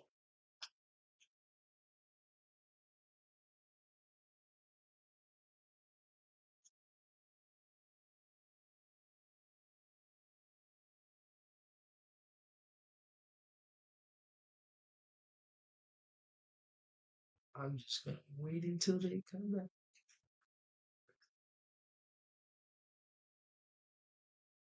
This class, combat maneuvers, and it says. So the people that are watching, I'm pretty sure the people that are watching are semi-familiar with this system. If you guys not, just let me know. I click through it. I'll click through it. Like, just tell me what you wanted me to click on, and I'll show it off a little bit. Show it off a little bit. I didn't realize that everyone else also left because they were busy. Yeah, everybody left out. I was like, I went to the bathroom real quick and I was like, oh, it's okay. Anything happens, and then I just come back and you're alone with 3 people muted. I'm not gonna lie to you. I'll be doing the same thing in my real life conversations. Like I'll be on the phone with somebody and they will be talking and I'll be like, I could probably sneak in a bathroom break. Yeah, yeah. I can probably sneak in a bathroom break. Wait, what level are we What were you playing? saying? 2. 5. Level 5. 5 or level 5. Okay, bad. Did you have any questions or anything that didn't get answered while I was Um, gone? no, that was my only question. That was my only question. Okay. Okay, level 5. And then let me get here.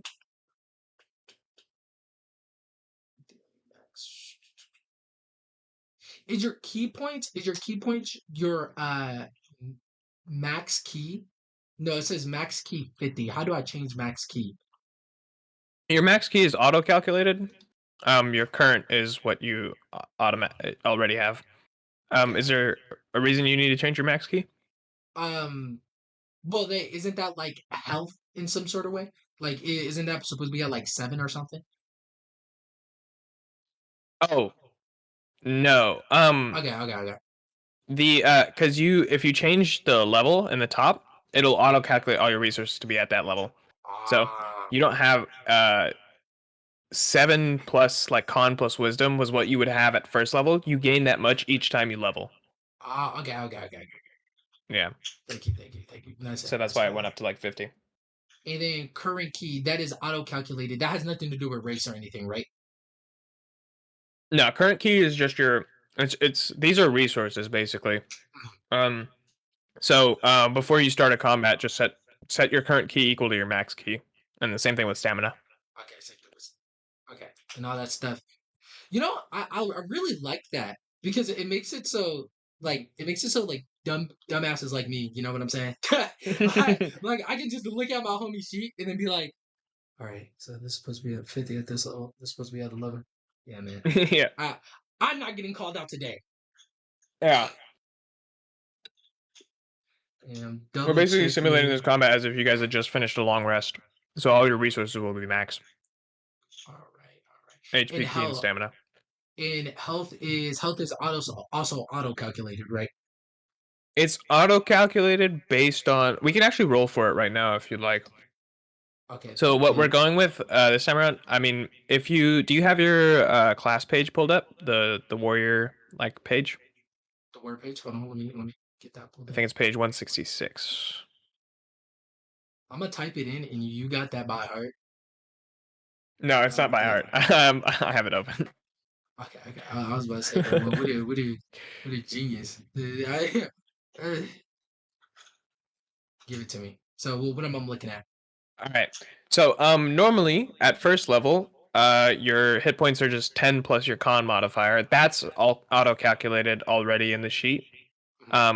Because if you go to character setup on the sheet, you'll notice below where your stats are, there's a box that says max HP tracker. Do you see where I'm talking about right now? Max HP tracker. Yes. It's at 4. Yeah. So that means if you notice, like there's like a bunch of zeros, and the top left there's a 10. That's basically signifying that at level 1, that's the 10 part of it. That's in the class document where it's supposed to be like 10 plus con mod. So that one is auto calculated. If you were to start with a number lower than that, you would change that 10. Like I think some classes start at 8 or 6. And then all the other zeros are for when you level up. You roll for HP typically, and it is for in your case a D10 plus your Constitution modifier. So it's telling me I have 4 rolls left. Okay. Yeah, that you have to decide and fill in so that it can auto calculate for you basically. The thing that we're going to be doing is you'll roll for HP, so you'll roll a D10.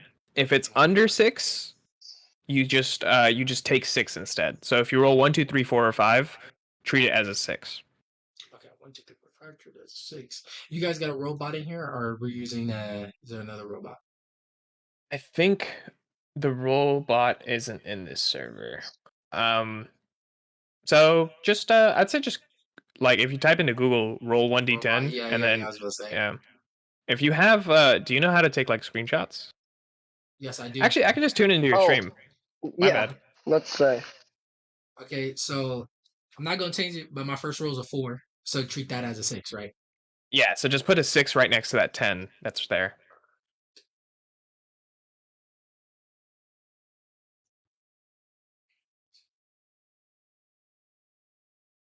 Five. Treat that as a 6. I actually have a friend. His name is Subs.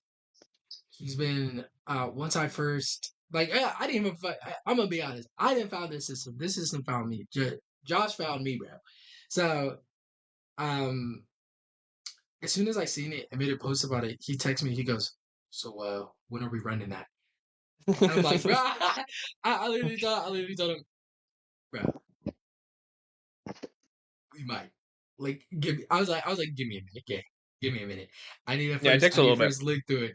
And he's like, all right, like sharking me. It feels like, I'm not sure if you guys play Marvel Rivals, but it feels like when you got like a diver just looking at you, you know you're Yeah. next, but there's nothing you can do about it. Like,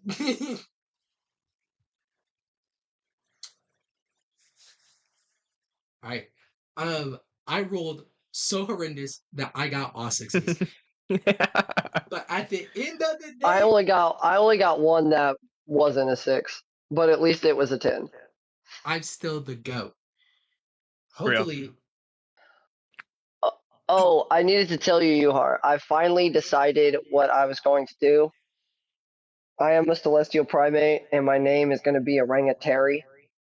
Okay. All right. Had to come in with some heat, you know. Yeah, of course.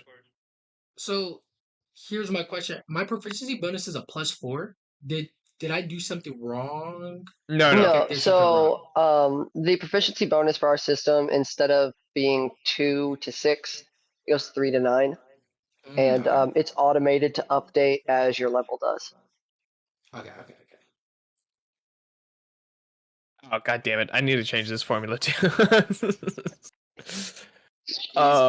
Is pistol a dex weapon? Yes. Okay. Yes. Man. You know, it always mind boggled me that like it doesn't matter how strong you are in Dragon Ball, like there will be people with a gun. Like there will always be that one guy who puts like his key inside his gun and shoots you, and it's like, damn, bro. If I like obtained Super Saiyan God and I died to getting shot, like although the guy was equal to me, it still makes me feel some type of way. You're no longer worthy of having your body another one. Like, like, bro. Yuma's gonna look at you and go, bruh, a gun? A ring? I got shot. What you mean you got shot, bro? What you mean you got shot? Frieza shot me. Oh no. Hey, let him have the planet, bro. He's not in that series. Real. Oh my god, y'all got fucking shotguns, double barrel. Shout out to double barrel shotgun guy. He exists. He exists. You know, the Good old farmer with a shotgun. he wouldn't beat Raditz if he actually tried, as we all know. He just didn't Real. try hard enough. He just didn't try hard enough. He literally said, as I remember the scene, it was like, Raditz, I'll let you go just because I think you're a cool guy. I think you're fresh AF. You can leave. But next time you mess with me, I'll kill you. That's exactly what happened, not headcanon. Turtaro said, any canon is canon, that's my canon. So, shotgun guy supremacy. I Oh, have been enraging my roommate by telling him, oh yeah, if everything's canon, then we're watching Dragon Ball Evolution. No. That is a gross misinterpretation of what that guy said. He did not say about Dragon Ball. He did not say about Dragon Ball Evolution. You're like, yes, I can finally inflict the pain that I felt You up guys to others.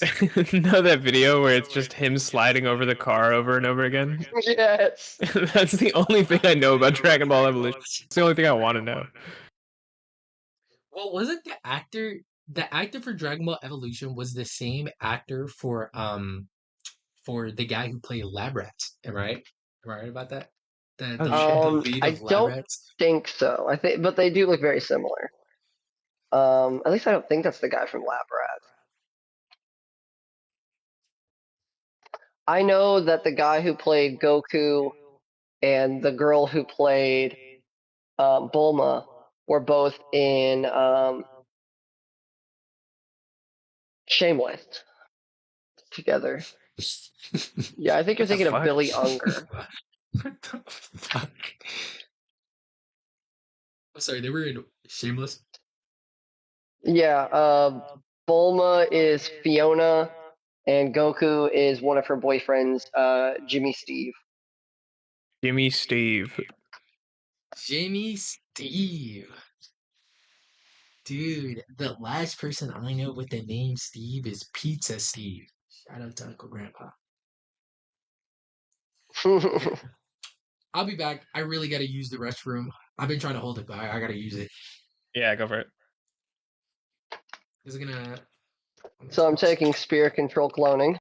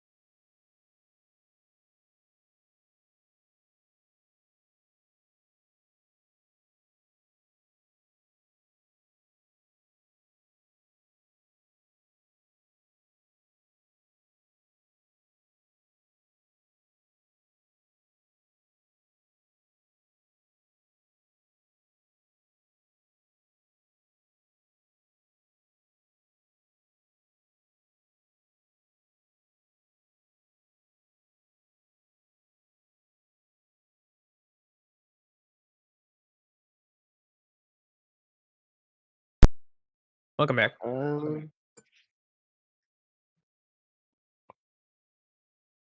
Let's go. We'll take Key Control. Might as well. Game. I already have Defeat. I'm not going to worry about the toolkits or languages for this fight. What do you mean?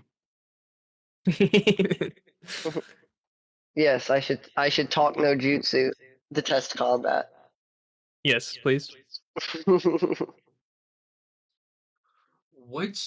What is the so I'm looking at biology features for Android, and Mm. I remember y'all said there was one left out. Is the one that was left out the drain key one? No, Or no, it's okay. signature upgrade. Signature upgrade. Okay. It is the one that gives you an access to high tech parts. We haven't updated the high tech parts list, so Okay. Okay. Signature upgrade. How can I suck people? No homo. How can huh? which one allows me to drain key? He sounded confused.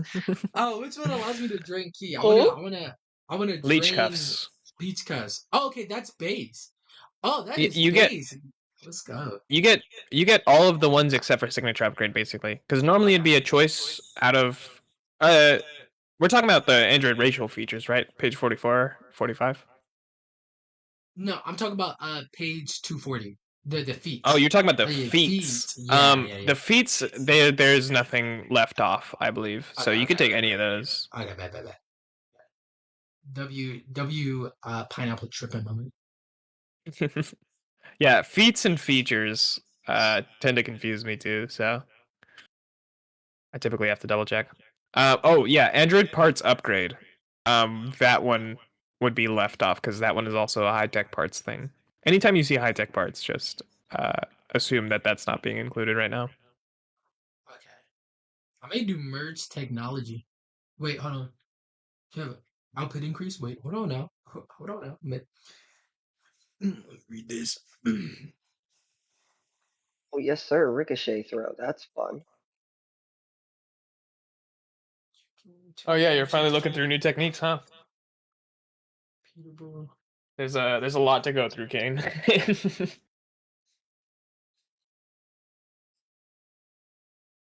But thankfully less than it was before. Valid. Oh, I may do the unlock form power up, overclock power up. Yeah, should I play with the form? It's either that or machine assimilation, merge technology. Overclock's pretty solid. I'm not gonna lie. I'll be honest, you might not be able to use merge technology in this combat. Yeah, you're right. You're right. Unless someone drops like an iPhone or something Yeah. mid fight. I don't know how he doesn't have a layer action that he just drops an iPhone. Guys, I can play with Flappy Bird in my hardware now. W upgrade. Let's do output increase. There's a peak output increase, literal peak. Unlock a form, you gain increase. You guys, I'm gonna sound like a fucking old guy when I say this, but you guys listen to rap? I Yes. dabble. I partake every now and then. Partake. How'd you like the Ian verse on the XL freshman? It was all right. No, just kidding. I haven't watched it. Dude, you said that with like a smile gone. Like that shit was mid. Like W acted because I believed you said it was all right. I was like, damn, shit. No, but tell me about it. Was it good?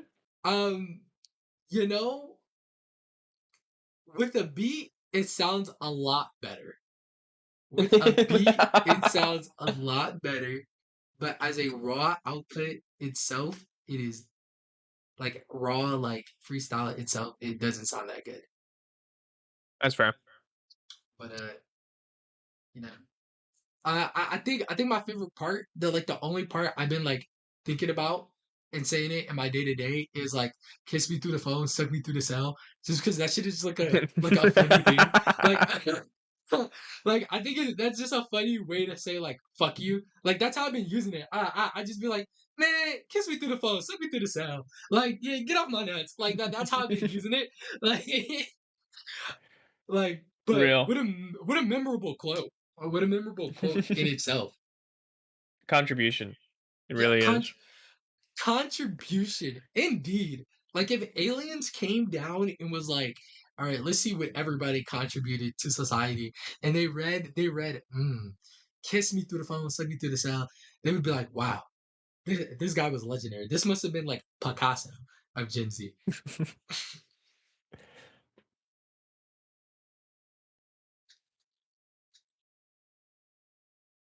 I did a misclick, and instead of scrolling down, I went back to the table of contents and just tried it again. That's what I normally do. That's why I included so many links to get back to the table of contents. Is if you end up on a page you don't want to be in, you just go straight back up to the top. Just hyperlink yourself back down. Warping, bro. Real life warping. So, what's everybody's favorite race? That's. I don't think we're allowed to say that anymore. You want to rephrase that, maybe? I'm sorry. Species. What's everybody's favorite species in Dragon Ball Z? There you go. My favorite race in real life though, has to be Todd Howard. He's a race of his own. The way that he can fuck up games and then have his community build them up, that should be a real life racial feature. It should be called mind control. Shout out to people who know Todd Howard is. That's the leader of Bethesda. Yes, I did. I'm intimately familiar. I did pay for Starfield. Yes, I do want my money back. But what's everybody's Dragon Ball Z favorite race? As mad as I get about the Saiyan players, I still think that Saiyan is coolest. Yeah, it's kind of hard not to. I mean, you get the most love, and even whenever they showcase really cool things that aren't Saiyan exclusive, quote unquote, they give it to the Saiyans. We're talking about Saiyans. Fuck Saiyans. Yeah, Pineapple asked us what our favorite species is in DBZ. I mean, kind of has to be the Saiyans. They're the ones. That's what I said. In real life, I'm a big fan of Namekians. I like Namek. So cool. The hardest one, the hardest like to pick like option I had today was like, am I gonna play Android or am I gonna play Namekian? Like I was pondering that the whole day. Look, bro. I think one of the coolest shots of like Dragon Ball, or just kind of one of the cool story bits of Dragon Ball, is just Nail as a character, but also like him flying side by side with Frieza, knowing he's going to die. Like that is a very likely possibility, but knowing that what he has to do or what he's doing is a necessity for the heroes to win. That is tough. Nail to me is a tough character. I like Nail. I think the reason why Namekians are my favorite is mostly because of Piccolo. We all know Piccolo, and we all know how he just be standing there and then get his ass kicked. Horrifying. Yeah. Look, but like here's the thing: there's so many times where Piccolo is just the strongest in the show.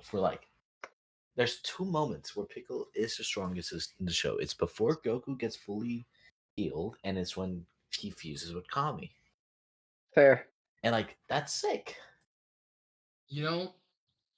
If I was Piccolo, the first thing I would do is stop surrounding myself with bums who don't take care of their children. I think that's really the thing that's inhibiting his strength. That's the thing, and my purse is really inhibiting his strength. Is that he's always taking care of someone else's kid. When Piccolo is gonna have his own kid, and he produces asexually, right? Yeah, they spit out eggs. Yeah. Fun fact: apparently, it has been confirmed that they do have sexual organs, though. I'd have to find the. Why was that confirmed? That is a horrific thing. Yeah. Who needed that information? I don't. Me for my interpretive drawings. But He said this Piccolo fan art is not sick. That Piccolo fan art. He really went hard on deciding that everything is canon, huh? Said even the fan art. Really? Yeah, man. Gotta get it for Piccolo. Let's see if I can get it. Where is racial forms? Let's get. I have an overclock. I think that's it. So how do you feel about the granola arc? I know some people felt some I way really about it. liked it personally. I think it's pretty cool. Gotcha. I mean, it kind of is. It in a way it resets the status quo of Goku being the strongest in the universe. Besides, I guess Beerus. It resets the status quo, which I think is really cool. And even though I'm sure everyone, including myself, is tired of Frieza, it it could also be the finale leading to Frieza. To end that character arc. Yeah, maybe he actually become a good guy. Could you imagine? No, Yeah, I think Toyotaro would rather he would rather revive Raditz before making Frieza a good guy. dude. Why haven't Raditz been revived? What a irking statement. I wish he would be revived. At And now least it's too late. like Yeah. dude, no, I think this is the perfect time. You can have him take care of the children, and then have Piccolo actually go off and Raditz. like Aura farm, bro. Take care of the Raditz the kids. nanny. Yeah, Reddit, make us some food. Yes, King Vegeta. Like, yeah, that could be his place in the story. He's the slave, but like willingly, of course. We only like. I think the place to bring consensually. back the Saiyans would have been like Cell Saga. After that, everything is just scaled so insane that if they bring them back, it's like, what do we even need you for? You do not know how mad I was in Dragon Ball Super when I heard like they were bringing back like old characters. I was like, Cell's gonna come back. I was like, finally. I was like, I can tell everybody. And then I seen fucking Frieza. I was like, no. I was like, no, this can't be. You're bringing back. You're I was bringing back excited for Space Boo, Hitler. dude. Like, I wanted to dude. see Boo in the Tournament of Power, but then they came up with that thing where he just went to sleep. Yeah, he got fit and All right, everything. everyone. I hate Yeah. to have to hop off, but this is where I'm gonna have to call it today. I'm gonna be more free. I'll have a lot more free time next weekend when we actually play, or whatever day. If we end up having to change it or whatever, I'll be able to stay the complete time. But I've got dinner in front of me, and we'll have to leave you in Geo's capable hands. All right, bet. Okay. I'm almost done. I'm just doing the form. I'm just trying to put in this form. Power bonus equal to the third of this form's But chosen. I will talk to you all later. All right, see you, Kane. Take All care. right, have a nice day. You too, man. It was great having you. Hey, it was great talking to you too. I'm pulling up the stream right now. I'm like, You still have to choose techniques after this. oh shit, never mind. I am not almost done, bro. I'm not Yeah. almost done. I'm not. He's like, hold on now. Yeah. You got a little bit left. I may do a. Man, I was gonna say I may do Kamehameha, but then I was like, at the same time, if I do Kamehameha, that's like, dude, you came this far just to do Kamehameha. Like, No, I mean that's fucking what everyone came for. That's what everybody came for. The Kamehamehas is what really drew me in, you know. Yeah. Hey, you'd be surprised.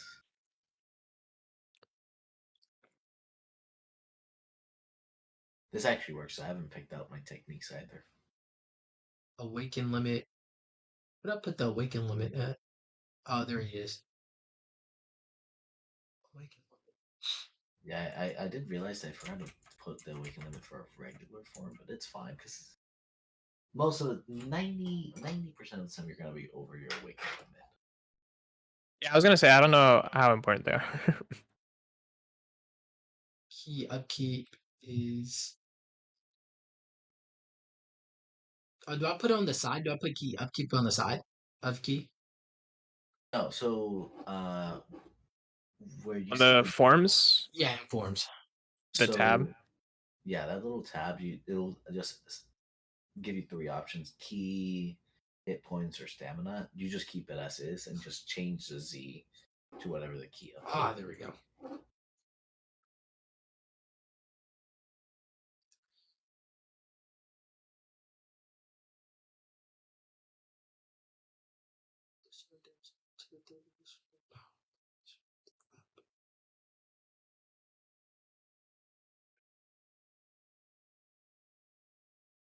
Description.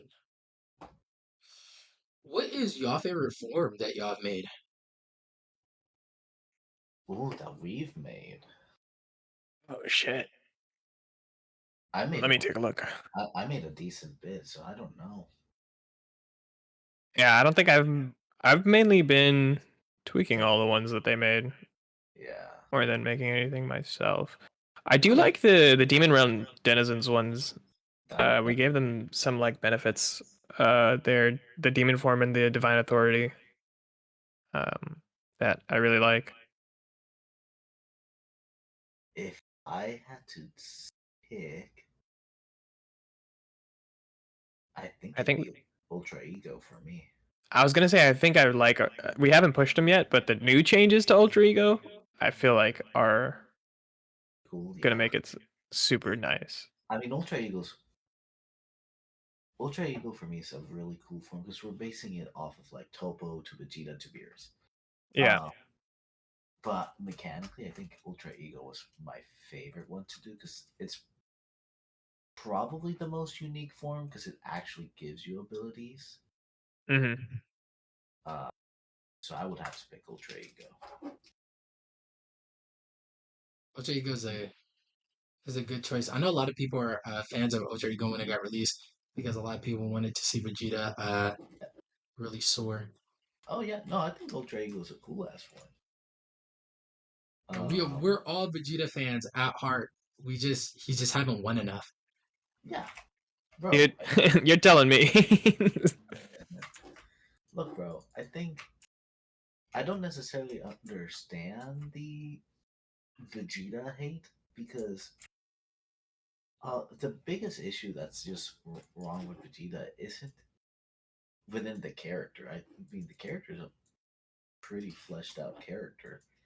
It's just he just doesn't have any victories under his belt, and like that's Yeah. not Vegeta. He tries. I it really feels like whenever someone hates Vegeta, they just pull out like I feel like they really take out the part that he's like unironically a really insecure guy.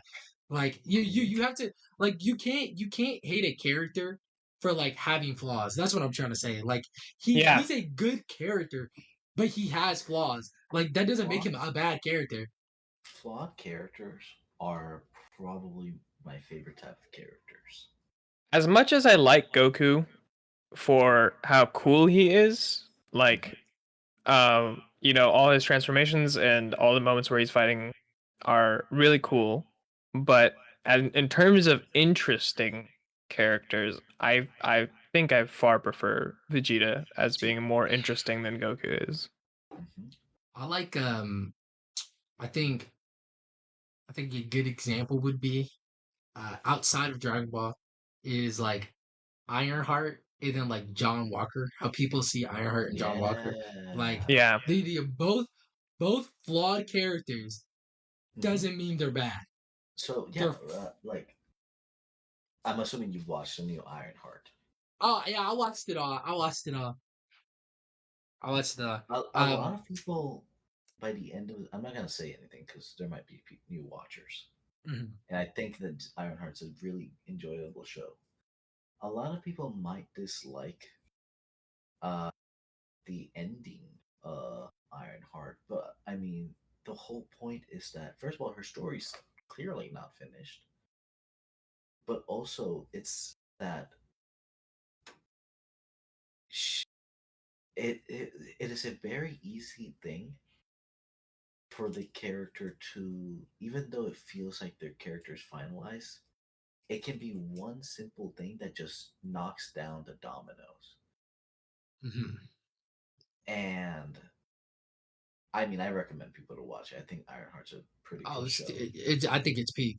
I think it's one I of the believe best it's ones that like the one of the best things that came out of Marvel. Yep. Not better than Thunderbolts though, but it's definitely up there when it comes to TV shows. But Marvel has really good TV shows. Yeah, their TV shows have been much better than their movies as of late, if I'm being honest. Where do I get to see my key? Because it says here that moves take key rank. Where do I see that at? Your key rank, it's so on the character sheet on the right side, where that profile picture is, right next to there, it'll say key rank. Okay, key rank 2. I'm key rank 2. Is that right? Is that probably Yeah. correct? Okay. At level 5, you become key rank 2. Level 10, you become key rank 3, and level 15, you become key rank 4. So one thing to note about techniques is that there are 2 different types. There's generic techniques, or technically 3. There's generic techniques, super techniques, and ultimate techniques. For now, you have access to one super technique that you want to learn as part of your background, but everything else you have to learn will be generic techniques. Let me open your stream. What's the maximum technique you can have? In the so on the sheet, it'll have listed techniques known by the technique section. And that is your maximum. And then on the like right side, it'll say technique selected. So that's how you know how many you currently have selected, and then how many you could have max. But for reference, for those who just want to know how many techniques you get in general, it is 2. You at first level you start off with 2 plus your intelligence modifier to a minimum of 2, and then you gain 2 levels, or sorry, for every level from up to level 1 to 10, you gain 2 techniques, and in every even number, if I remember correct, yes, even number, you gain 2 techniques. So like once you get to level 10, you get your 2 techniques. You go to level 11, you gain nothing. You go to level 12, you gain 2. Level 13, nothing. Level 14, nothing. Or sorry, level 14, you get 2. Yeah. Here's the page for people that are watching. People want to see that this is the page. It's on page 292.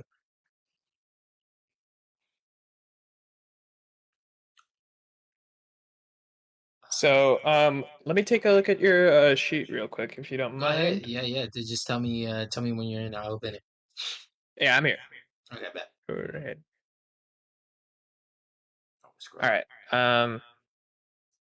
So you've got all that stuff figured out, and then yeah, okay, we can go to your techniques now. So if you go scroll down, your techniques are so a little higher. There's a box in the top right that I want to show you. Yeah, that box in the top right where it's that big ass 12. That's how many techniques you can pick. Okay. And then that smaller box to the right of it, that's how many you currently have picked. So the way that this sheet works, like how it can tell, is if you see the stars on the technique list, like right next to the lines where the names would go, there's yeah. So those stars correspond to stuff on the right side.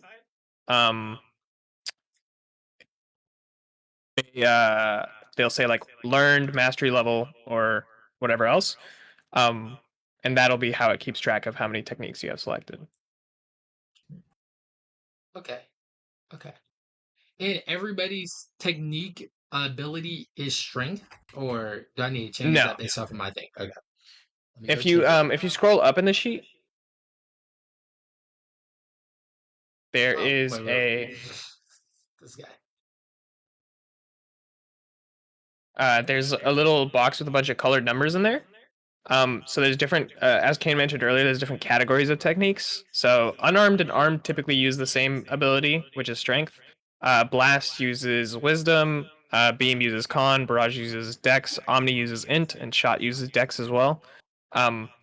These will be like how the pluses are all your attack bonuses whenever you use those techniques, and then the numbers underneath them are your save DCs for that category of technique.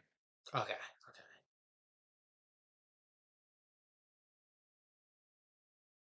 But your weapons, your armed and unarmed techniques, you're a warrior, right? Yeah, I'm a warrior. I think both of them can be used with Dex. Let me double check. Yeah, they can. Just unarmed, I believe. Oh, it's just unarmed? No. Yeah, you need a flexible weapon technique or Yeah, heroic feat. for arm. Yeah. Okay.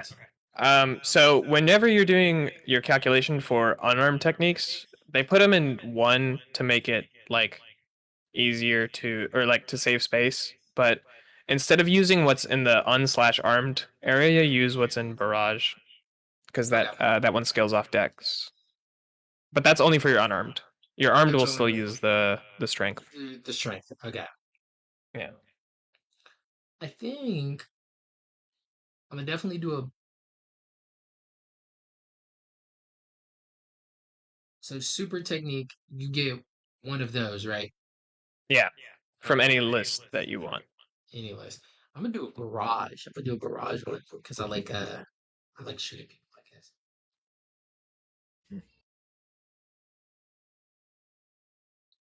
Flavor text, all targets within a range must make a dictionary save. Yeah, sorry, those ones are like there's a lot of stuff that just says flavor text because I haven't written everything in yet. No, that's it. That's But, fine. yeah.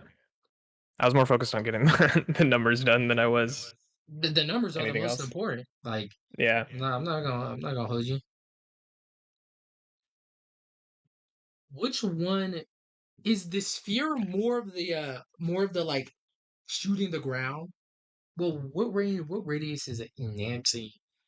A sphere is like all you choose a point and it goes out in every direction from that point, whatever the radius Okay, is. okay. So it'll cover stuff above ground too if they're within radius. It's like a dome, you know what I mean? And Okay, but if you pick like a point in the sky, it'd actually be a whole sphere. But if you pick something like on the ground, it'll be intersecting with the ground. So usually like a half dome, a semisphere. Okay, so assault rain is like the one where you're like pew pew pew pew pew pew pew pew. That's the one where you're like shooting.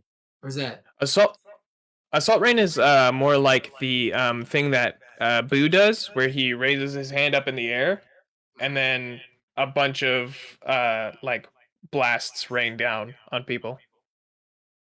Let me see if I can find a GIF to put in the beta I talk know where chat. you're talking about. I'm just Yeah. which one is like rapid key shooting?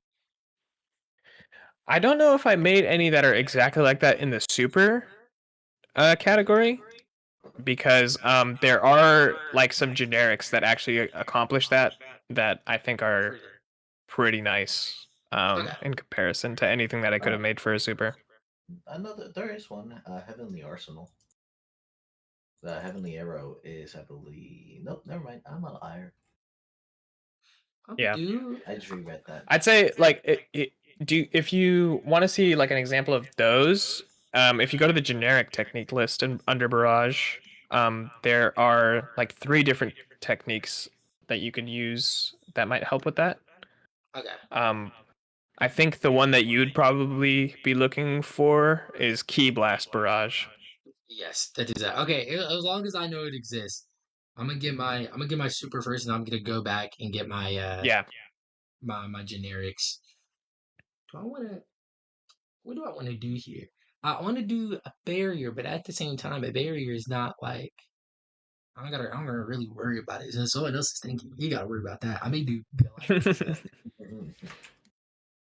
like to go maybe funny.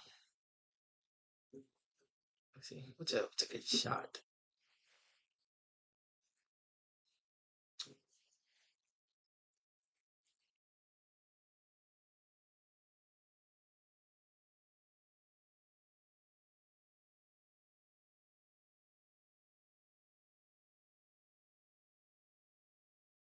Let's do.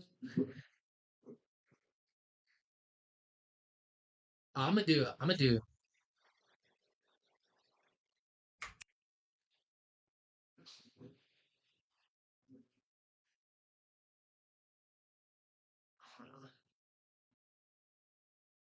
I'm really thinking. I don't know why I'm thinking so hard, bro. Bro, no, I look, appreciate this, honestly. no. Here's the thing. I first of all, a lot of people spend a lot of time thinking on techniques because it is what defines their characters. But also, like, it's arguably the more important thing. It's what defines your character as a DBC character. You know what I'm gonna do? I'm gonna do overcharge shot, and then I'm gonna only use that when I'm overclocked, because it's like, you get what I'm saying? It's like Yeah. yeah. Decisions. Me when I think of the most simplest concept, but I still think shit's hard.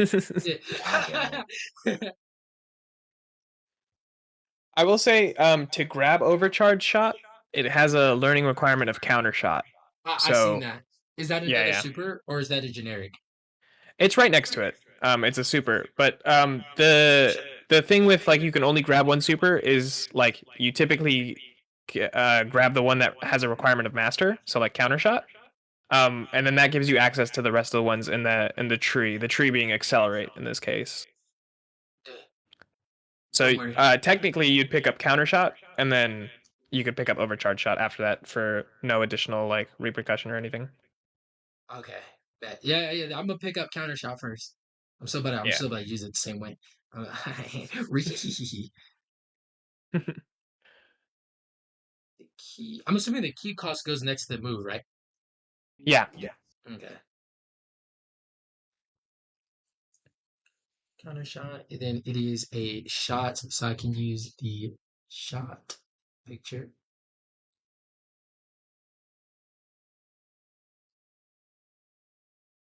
Oh, oh, okay.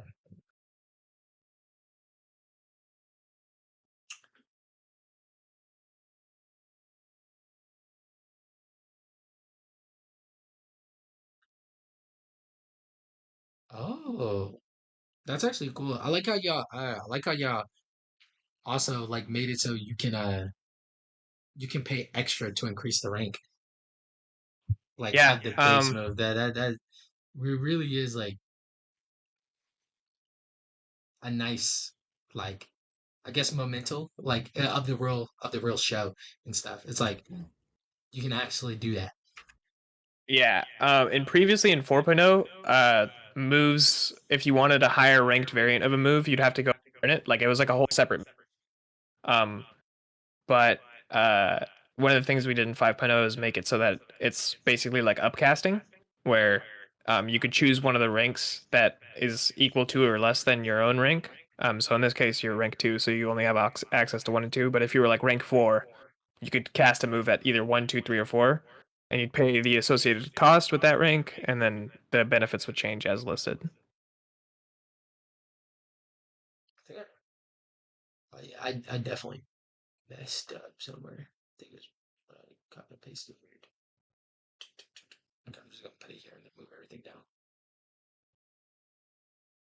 If you want to add a note to something that like disappeared, you can right click on it and it'll say where'd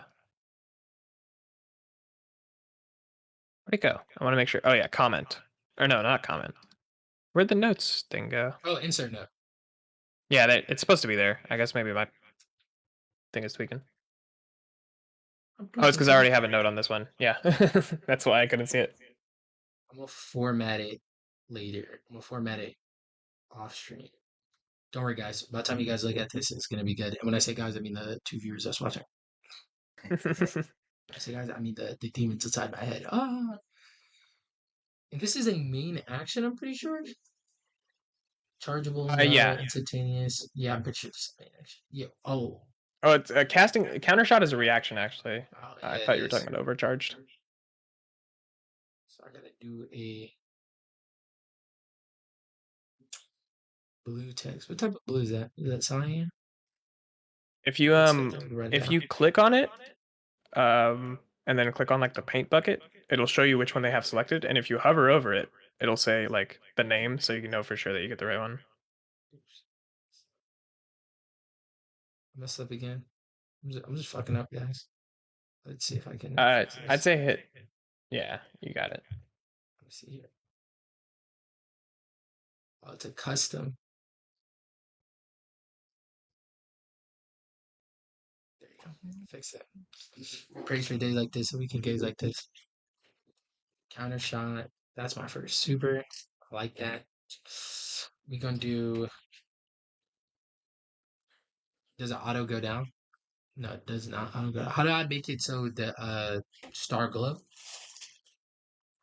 Right under those icons that you saw, Yeah. like on the right, there's the stars.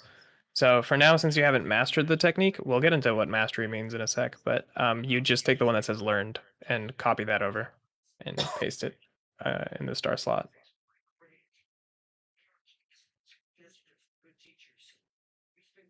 Oh, we're up. My techniques known didn't go down. How do I fix that? The technique known is fine. It's just the technique selected. Just make sure that that matches your okay. techniques known. Like that's like a max count, and the other one is current count basically. No, let's go. Let's go to generic technique. Let's see some of these techniques. This is what I'm really hyped about.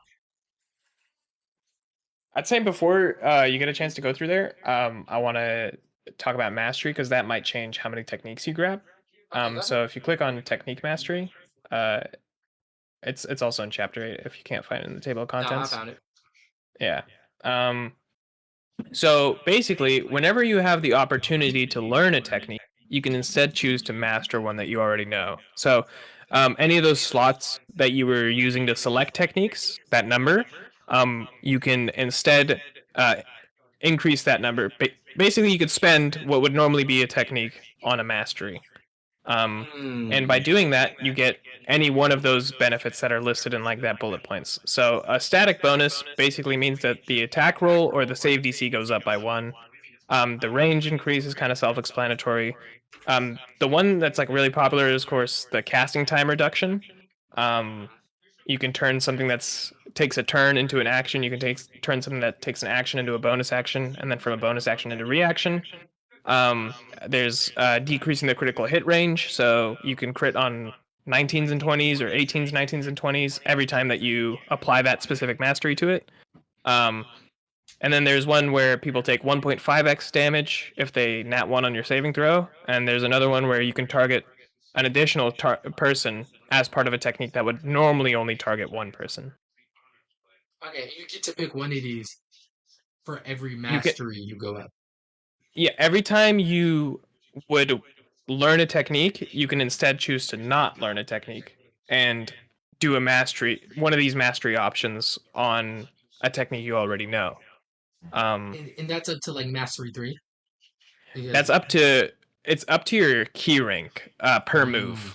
So yeah, to a maximum of 3. So currently you guys are key rank 2. So the maximum that you'd be able to mastery a single move would be 2 masteries on the same move. Okay. Yeah. You can still take a overcharge shot, by the way. I don't know if I was clear on that. Since you picked up counter shot, now you have the learning requirements to pick up overcharge shot. So but I thought you only get one ultimate. The super techniques, like the only taking one thing is so if you notice a lot of the super techniques, I think all of them actually, their rank 1s have a requirement of master. But because people want to interact with them as early as possible, and we don't know when DMs will allow them to see the master, we allow people to take one super technique that would normally require a master just on their own. And then once they do that, they gain access to the rest of the other tree of their own like volition. They don't have to be dependent on like a DM letting them do it. Yeah, letting them visit a master and whatnot. So basically you get one freebie of like access to any tree that you want. So do you guys already have like an NPC list? Like no, we're actually working on a monster manual, I think, after 5.0 drops, but there isn't. I don't know how far Geo's gotten. That's his thing. I'm gonna go to the bathroom while I let you guys talk about it. Okay, go ahead. So I have started on Monster Manual, but because we've had so many techniques redesigned, and because that is a very important factor that your techniques, you want to scale your techniques in a way that the average damage that the party deals will not just one shot every monster that your party faces.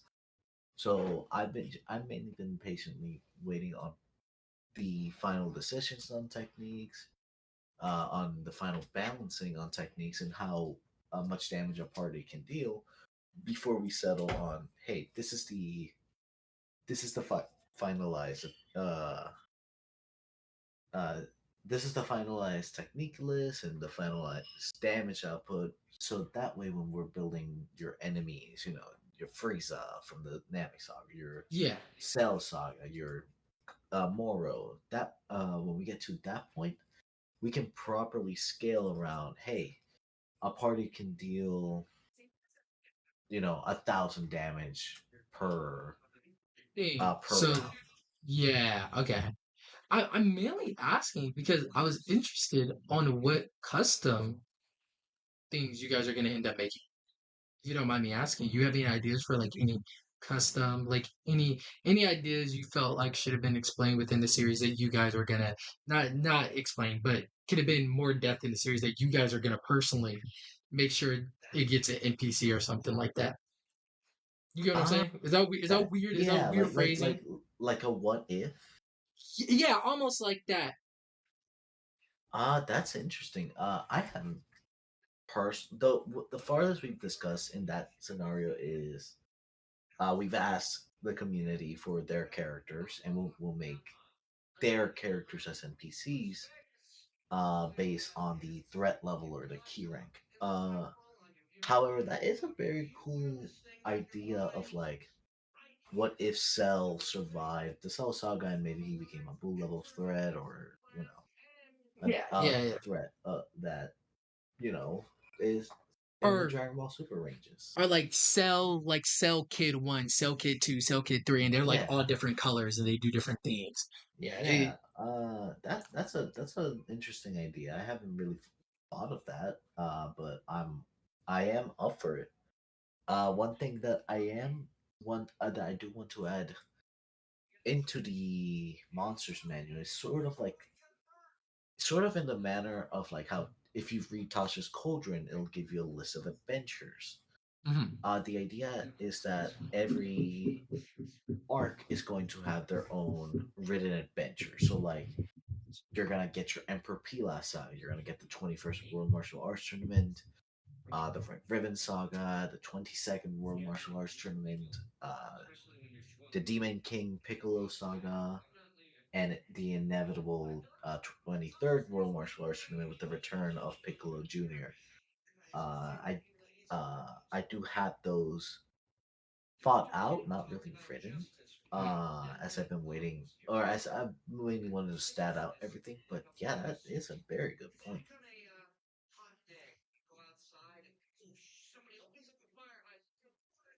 I'm back. I'm a big I'm a big question fan, so that's why I'm asking a lot of questions. I'm a big You D, are DC out. DC question fan, like a fucking Hey, nerd I bro. am. I think Dragon Ball What Ifs can be really cool because it's like Dragon Ball has so much directions. Oh yeah. And Yuhar, for reference, he asked me if for the NPC list if there's any like basically what ifs that we might be interested of doing. Uh, Mm. which I'm like I haven't put that much thought on it. But that is a really cool idea to mess around with when we get there. Yeah. I think I'm not sure if there's anything in specific because the general layout that I've been kind of following when thinking about like how these adventures would be structured is kind of I think what Geo may have talked about where different key ranks kind of signify the different NPCs you'd encounter. So like key rank 1 is OG Dragon Ball for like maybe level 1 or 2. And then it's like Emperor Pilaf Saga and World Martial Arts Tournament, and it should wrap up by the start of the Saiyan Saga, or like towards the end of the Saiyan Saga, because Super Saiyan 1 is acquired at level 5, which is key rank 2. So that is when we're wanting people to, at least if following lore, that's when you fight Frieza. So Saiyan Saga wraps up around key rank 1, and then you have Frieza, and then I honestly it'd be nice if we got some of the like non-canon enemies kind of indexed into this stuff too. Yeah, People from the movies and whatnot. That non-canon. My mind went to Xycor and oh yeah, of course, yeah. I was thinking of that any fan content and whatnot. I was thinking that one enemy that swallows up Ki, the like I forgot what it's called, but Goku beat him just by charging up. Like that is the man. There was like a monster on like Frieza's ship or something that did that, right? I yeah, it was like a dragon or something. Yeah, Bobbity. Yeah, I know. He's definitely planned. I have plans for how I'm gonna do Yakon that I'm excited to do. Sweeping shot, beam sweep. Yeah, no, there's. Cool. I mean, the already existing characters like Cell Junior, Cell, Boo. I have a lot of ideas for that. I'm pretty excited to do. But yeah, I really hadn't put a lot of thought on the idea of like the free form. You know, you got your what if Vegeta, Heroes has your Vegeta going Super Saiyan 3. What is like I was just wondering because like I know that's a like stuff like that is a big part of the community itself. Like as a kid, I know we all remember the one video, the sinner. I forgot how the song goes, but it's like Super Saiyan 1000. Like how can you see to my eyes? Yeah. Yeah, dude. I feel like we all like stayed up watching that video, like on the phone, So I was just wondering because I know that's a big part of Dragon Ball as a I guess as a franchise. Like it's just BS like that keeps people like really tied to it. Yeah, I mean, especially if you're born with or if you were raised with Dragon Ball, like many of us are, you're kind of raised with these songs.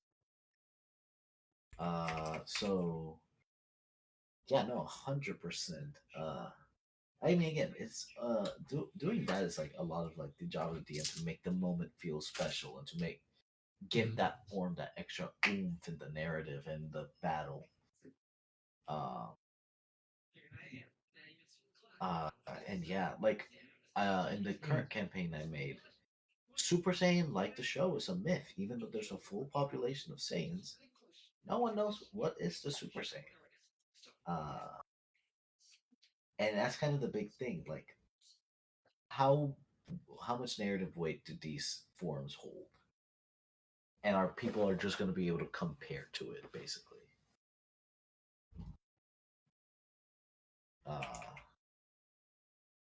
So yeah, that's a lot of what I think about very often when it comes to these.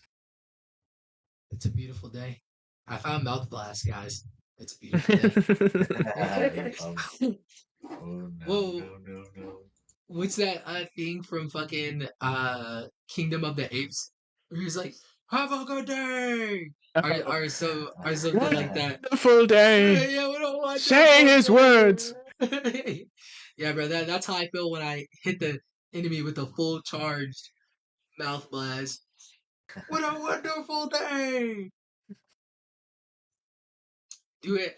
Well, what enemy will we be fighting? Are you don't want to tell? You're gonna keep it a surprise. Hand rub.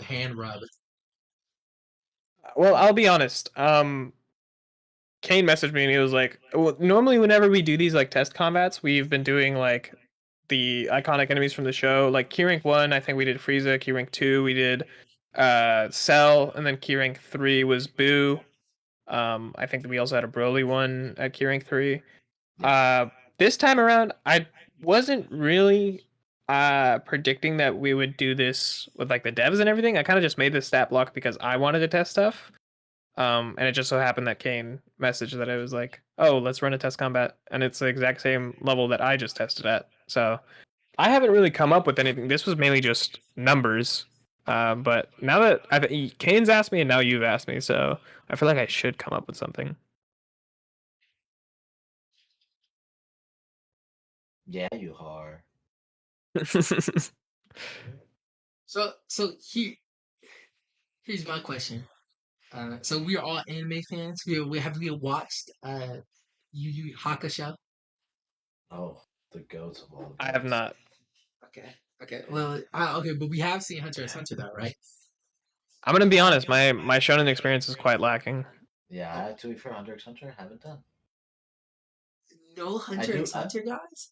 I have gotten spoiled, but I haven't. No Hunter x Hunter. I don't know anything about the show. I'm gonna be honest. I think my shonen. I haven't even watched Bleach or Naruto, so You haven't that watched Naruto. that'll give you depth on where I stand right now. Don't tell my homies, but I've been telling them I've been watching Bleach for a year, and I have not been watching Bleach. I told them like January that I'm gonna start watching Bleach. Wow. Real. I lied. Look. Look. Bleach is peak. I'm sorry, bro. I got bored. I can't act like I did not get. That's fair. I cannot, but I could be TikTok brain rotted. I did fall asleep during Skypiea like 3 times. So the One Piece Skypiea arc. Sorry, this is for this. You carry this whole thing, this whole stream in the back. Bye. I haven't watched One Piece. Like, I remember the actual first time I ever like was binge watching One Piece, and I fell asleep during the Skypiea arc. It was in the middle of class. I was watching it in class, as I shouldn't be, by the way. Don't watch TV in class. Pay attention. But I was watching it in class, and I fell asleep. And then at first I was like, that's weird. I usually never fall asleep. But this class I do fall asleep in. So it must be the class, it must not be the arc, right? So then I go home and I start watching it again, and I'm on my couch, and I blink, and I wake up like 2 hours later, and I'm like, what the fuck happened? I go, what happened? I'm looking around. I'm like, no, this can't be right. I was like, okay, that's weird. I must be too comfortable, right? So I go outside in the park. It was hot as hell. It was summer. I was burning up because I'm one of those people who won't take a sweater off for shit. So I was like, there's no way. There's no possible way I can sleep under these conditions. I start watching again. I literally fade to black in real life, and I'll wake up like an hour later. I was like, oh no. I was like, it gotta be the arc. Yeah. I was like, it has to be the arc. But I want to watch it again. But it's like secret codes that they beep into my brain or something. No, I will say, and I love One Piece. It's definitely on my top 3. However, the Skypiea does feel like the biggest. The Skypiea feels the slowest, and that's crazy because Dressrosa and Wano have more episodes. But Skypiea, when I first watched One Piece, I got to the Alabasta arc, and I stopped for a year. Then I got to Skypiea, and I stopped for a year. And then I think we hit 2021 or 2022, and I decided, fuck it, I'm watching all of One Piece, and I'm not stopping. At the time, for those who have watched One Piece, they were still heading to Onigashima, and I watched 700 episodes and caught up to One Piece in 2 months. Oh my god. that was the most I've ever grinded for an anime. I was animed out. Like after a while, I'm like, I'm taking a break from anime. I That's want pretty to fair. be honest. That is such a I must consume like Yeah. like that's such a I must consume type of thing. Like if we lived in a capitalist dystopia, depending on Yeah. how you look at it, we do not live in a capitalist dystopia yet, depending on how you look at it. But if we lived in a capitalist dystopia, that is such a like a I must consume. I must consume. Like Yeah. I think the last time I binge watched a show was when I binge watching uh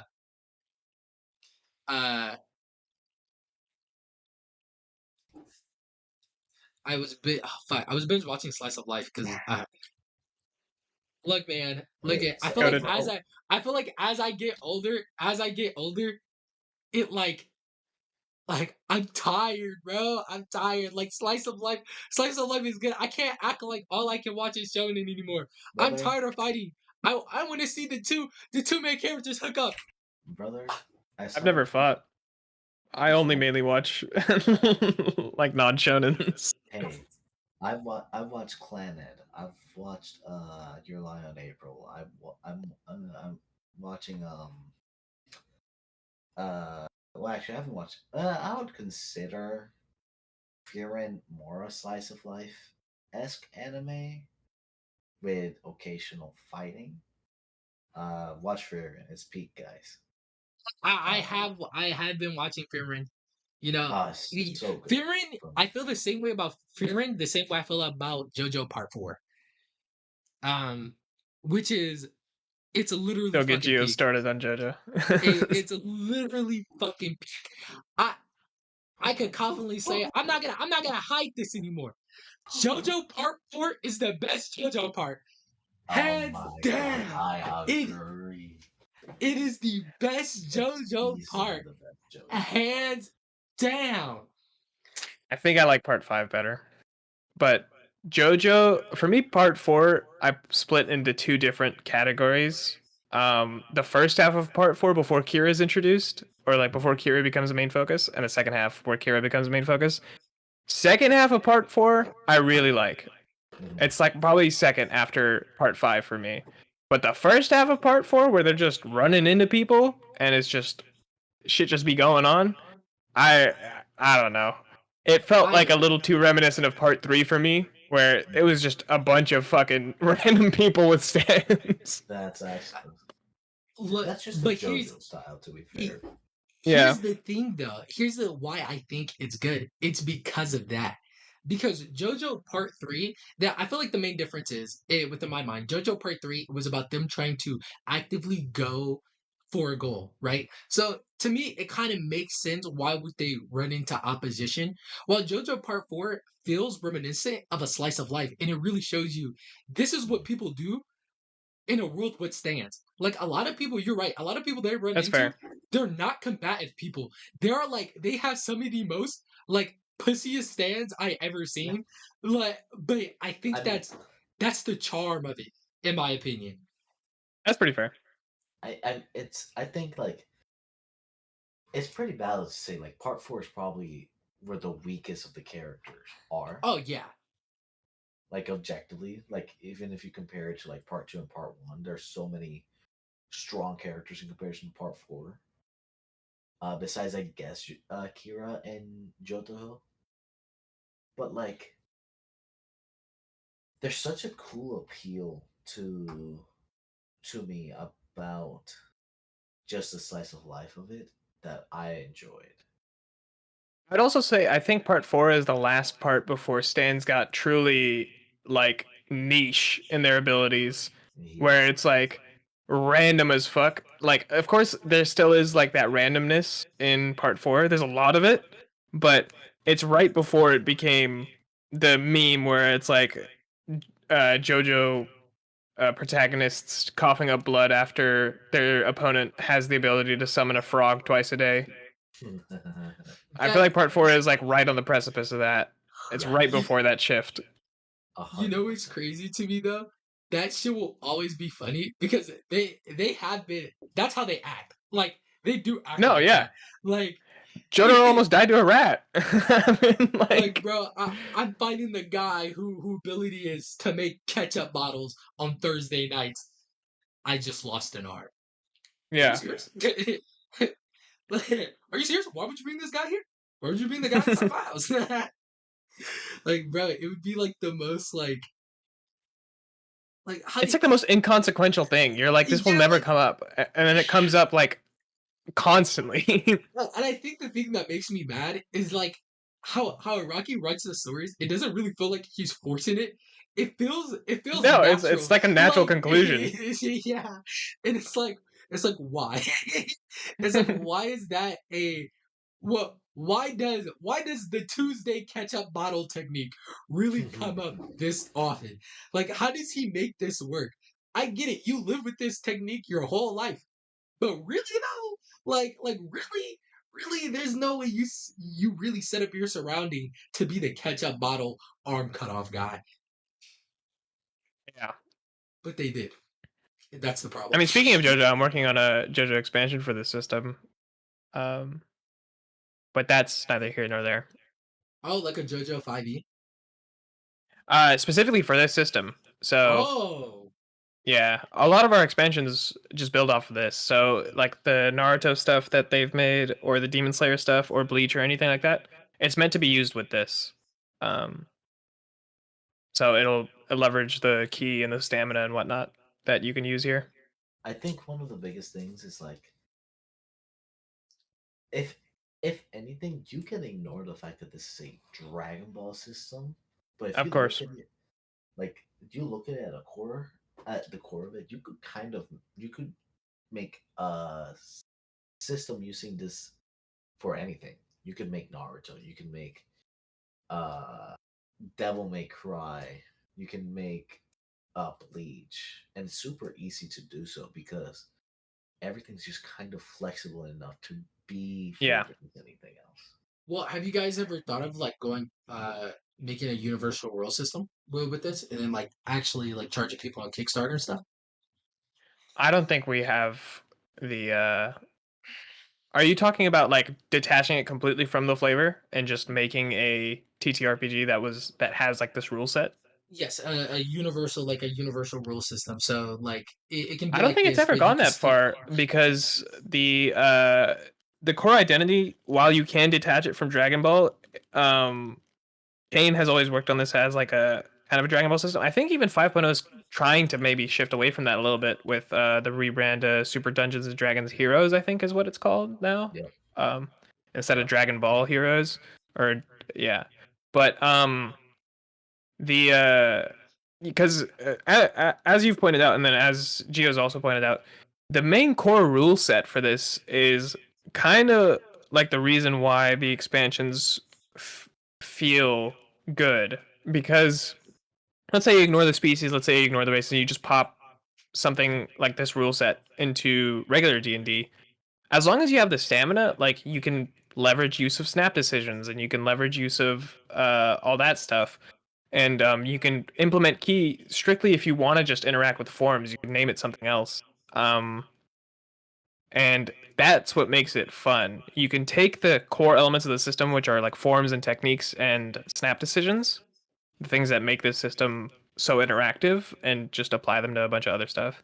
So I think it would be a good idea. Maybe I will talk to him about if he ever wanted to just make a generic thing yeah. out of it.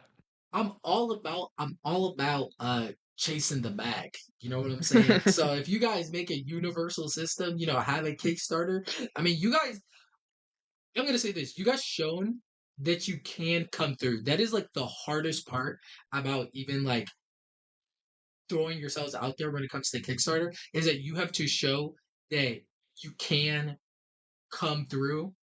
I feel like you guys have clearly shown with this that you have the ability to not only produce something, but produce something well. The only Appreciate that. I the appreciate only that. hard thing I feel like would be like probably just get an artist, low key, like getting artists and getting the art style consistent. That's always to me been the biggest issue from what I heard about other Kickstarters is that they go, Art, Geo has artists, sunk you so much say. money. I have like, approximately spent about over 2-3 grand on a single artist oh, so you have the for hookup. my campaign. Oh, I have a hookup. I have Oh, quite a few. you said that right. Oh, my bad, Walter White. I didn't know you were rolling like that. You need a guy, he knows a guy. You need a guy. I know a guy. But like you guys should probably invest into it. You know, like this is cool. This is cool. But my biggest fear, well, when I first like looked at it, I remember talking to my homie about it, and he was like, don't if it gets to a certain popularity, it could be taken down by like Toby or whatever. And I That's what looked we've at him. been. Yeah. I was like, yeah, that is right. And then he told me like, do you think it would be better to? He was like, do you think it's better not to shout it out then? But I was like, at the same time, I want these guys to get like wider credit. I think this is really impressive. So I was like, it put me in a rock and a hard place. But I asked, heard about it, and he said it was cool. So it's cool. Yeah. What helps us is that we don't profit from this yet. Yes. So it's fine. Like like they. First of all, what's it called? Shueisha can't do anything about it. D&D or Wizards of the Coast, don't sue us, please.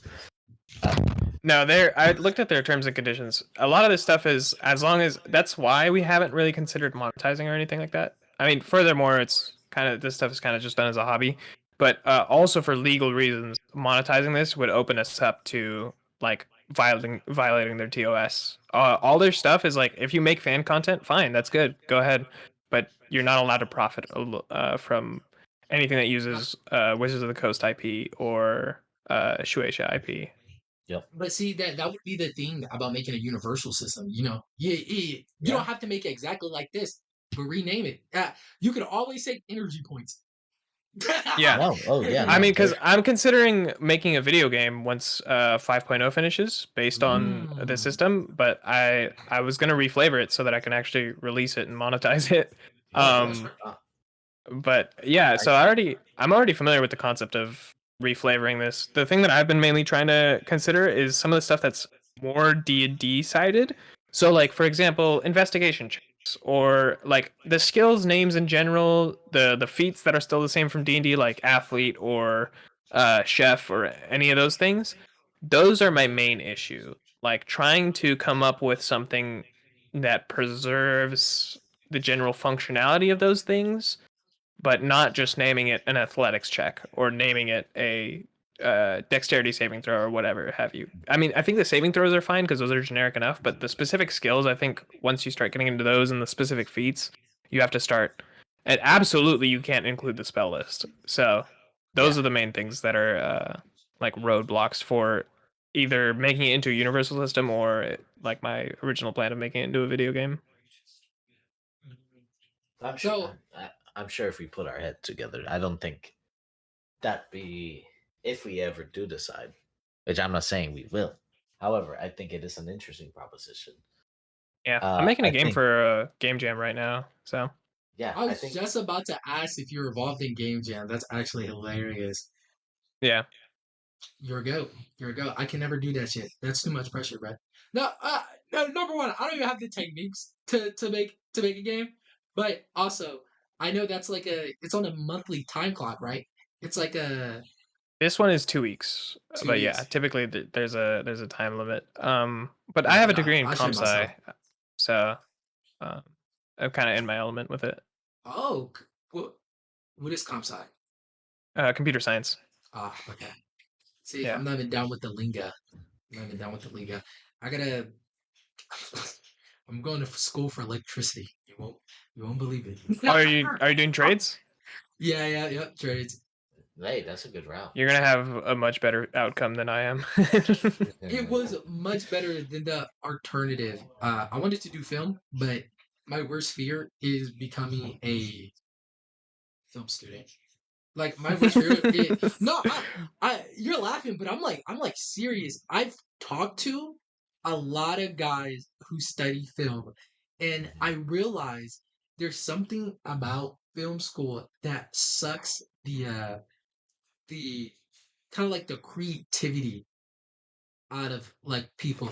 It doesn't give you like the tools, but You get it gives sucked you up into the so mechanics much. of it, from what I can tell. Yeah. It's Yeah, like you lose the shot fun. composition and like how big your lens needs to be and all that stuff. Like, Once I was talking to my homie. I was talking to my homie. He was like, "Yeah, all my friends agree that Wonka's a bad movie." I was like, "Wonka? Like Wonka?" I was like, "Hey, I'm not saying it's a good movie. I'm saying it's a fun movie though. Like you don't enjoy the movie just because it's comped weird." And he's like, "Yeah." I'm like, "Oh hell no." I was like, "Oh no, I can't fucking like it. It's like the fun was drained. You know what I'm saying? yeah, It's like, Here, eh, here's my biggest no." thing.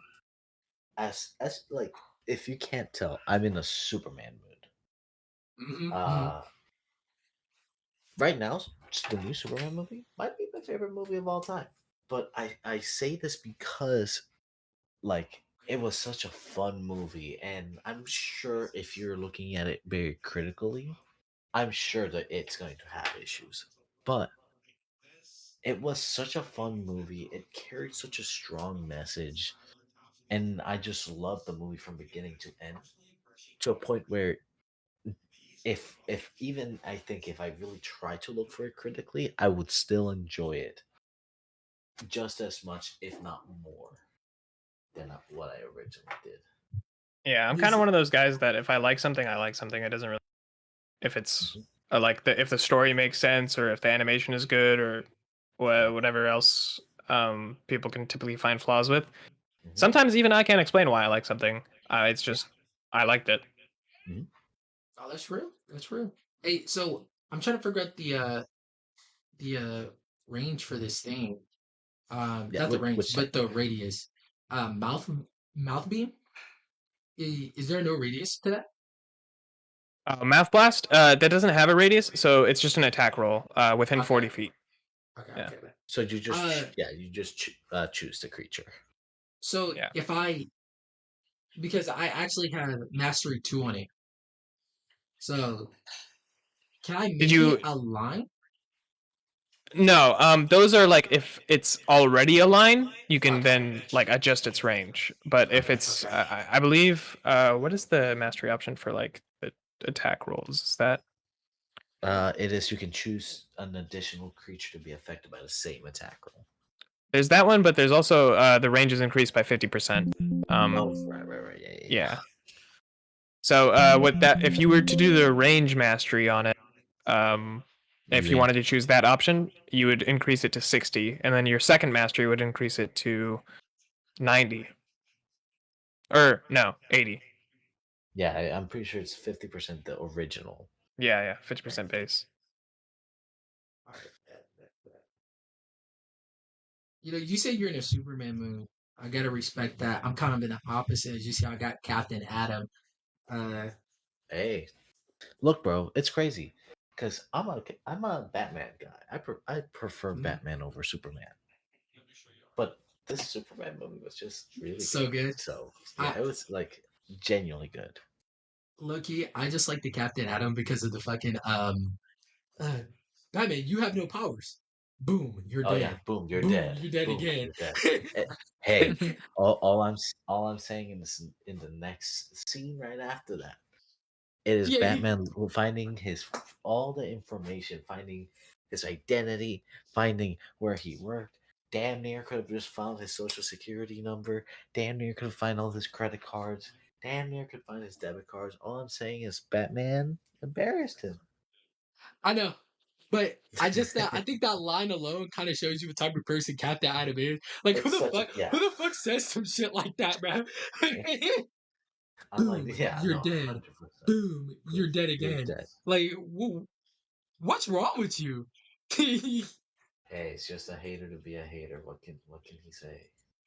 and that's why we love Captain Adam. And I do believe he deserves every comeuppance he got. He gets his ass kicked a lot, deservedly so. By the way, deservedly so. I'm never gonna sit up in here and say he doesn't deserve to get his ass beat. No, he does. Ooh, you're dead. Ooh, you're dead again. All right, bro. Are you serious? Are you? Yeah, if I was Batman, I'd be like, okay, sure, buddy. Oh yeah. This guy thinks you got it. Not anymore. Yep. Let me see that. Distracting barrage, counter shot, overcharge shot. I got myself a good plan here. Like a play style plan. Yeah. Because I think I always says this to my homies that the loadout of your moves, like in any game, can speak towards your character. Like that also is a 100%. thing that you can interpret your character to. And I think I got a good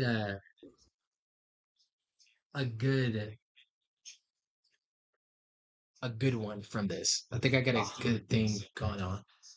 Hell yeah, bro. That's the important part. Look, bro, I say this coming in dual wielding a greatsword and combat gauntlets. The loadout of your character is important. It really is. Like, honestly, it really is. I feel like that's what a lot of animes do well. Like, it speaks. It's like every time a character gets an upgrade, every time a character gets a downgrade, it speaks to like where they are in the stages of their arc. Oh yeah, I think as much as people might not really think about it, the capability of like techniques of a character does kind of define their character as well. It's why if anyone's watched Jujutsu Kaisen here, I think a lot of what the characters can do in Jujutsu Kaisen defines who they are. Gojo is this very cocky person. I would call him cocky. Some people might not, but I consider him cocky. A person who is supposed to be the chosen one or the one above all or whatever, and his abilities reflect that.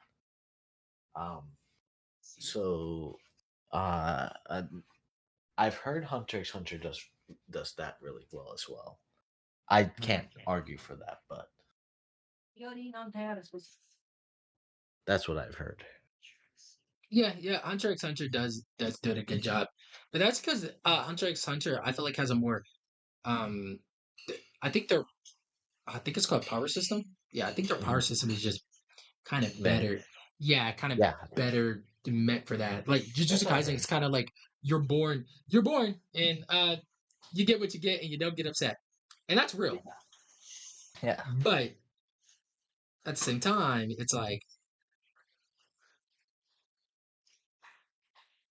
yeah, you might either have a bad curse ability, or you might have a good. You have a good one. I think I'm gonna turn angry bombing back down because I do not actually think I need to have that masteries too. Hey, if the main goal of my character is to talk shit, I just need one thing, and the distracting barrage could be my oh, look over there, go kill yourself ability, or whatever bullshit I think of in the moment. Yeah, because I'm gonna need to upgrade that so it could be a reaction. I think. Do not worry, I plan to be the walking nuke. You just dropped me. I'm glad we don't have a coffee baby on our team. I'm glad we have the nuke part of that nuke part of the thing. That could mean one of us here is the coffee baby. I'm pretty sure I know who it is. It's me. It's probably me. I think one cool thing about this system is that you learn how to make builds. Like, the more you make them, the more you understand fundamentally, like, how the builds work. Can I take the casting time reduced by 1 multiple times? Yes. Yeah, okay. Minimum of reaction. It's not going to benefit you past there. Right. Minimum of reaction.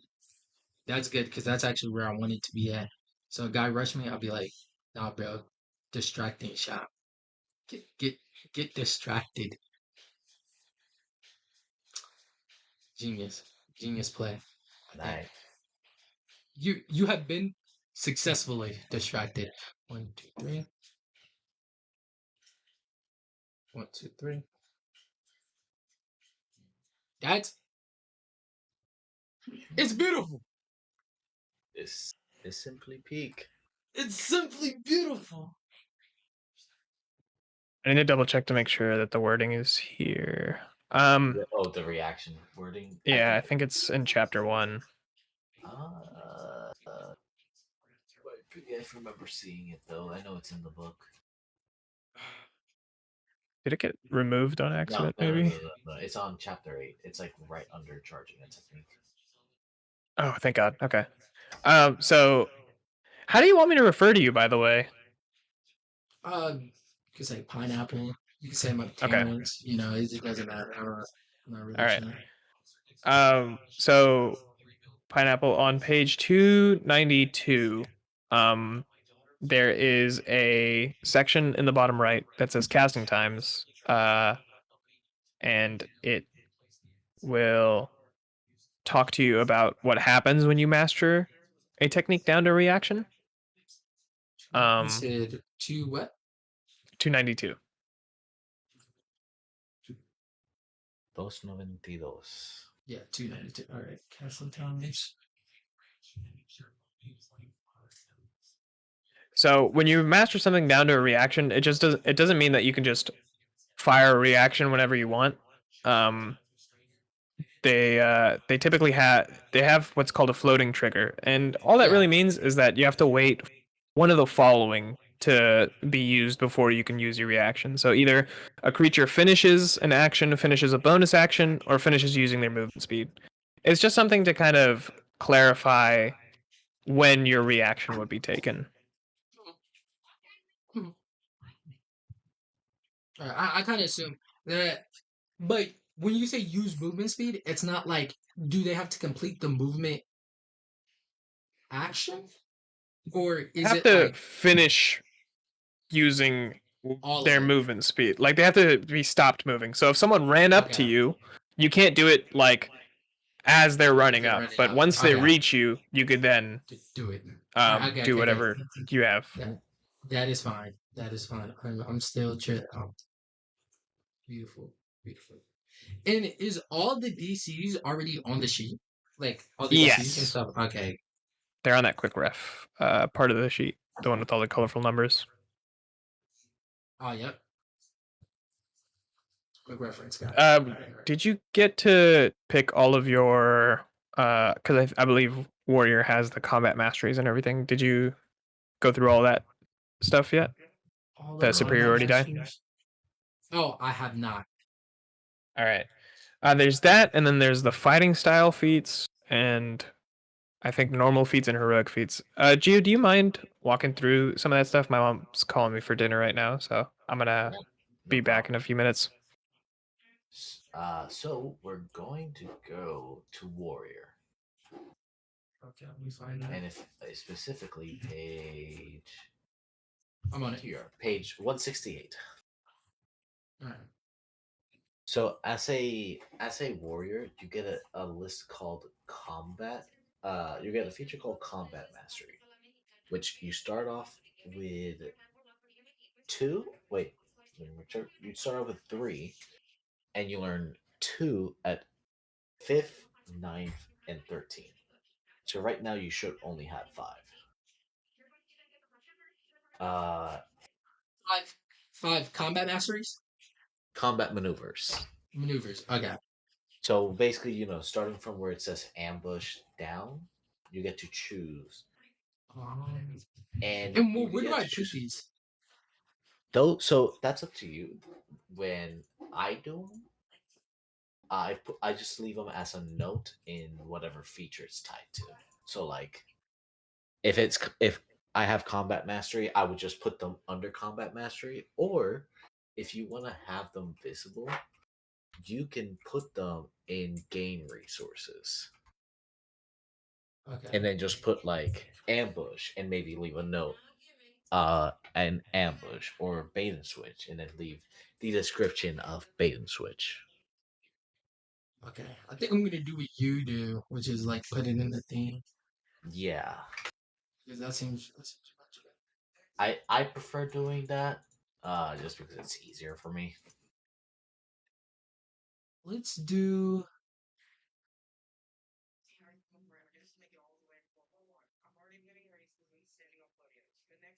Damn. Damn. How? Okay. Let's not be a. Let's not be an asshole. I'm thinking here. I'm thinking here. Because I was Hey, like, I was like, if I was playing, if I was playing an actual like game, I think I would use bait and switch on 90% of my homies. Uh, bait and switch is a cool maneuver. because I'm a So, dick. Let's do distracting strike.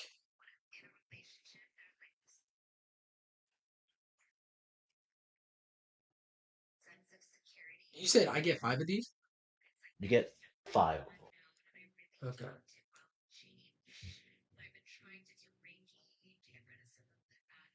I know right now I'm playing in a Star Wars 5e West March, and I have Commander Strike, and it's super good. I'm currently running a Force and Destiny West March for my homies. Hell They're yeah. fucking struggling. They're struggling. They're struggling. They decided to play droids. And so I was like, okay, I hope you guys know. You guys don't heal like normal creatures. They're like, okay. They're like, it's Yeah, fine. no, All right, man. trust me, I'm finding out that problem real quick. I'm like, I don't heal from spells. That's a problem. Yeah. It's like, damn, bro. I gotta play extra careful and only use my healing abilities for myself. Dude, yeah. It's time to get greedy. Yeah. And that's real, though.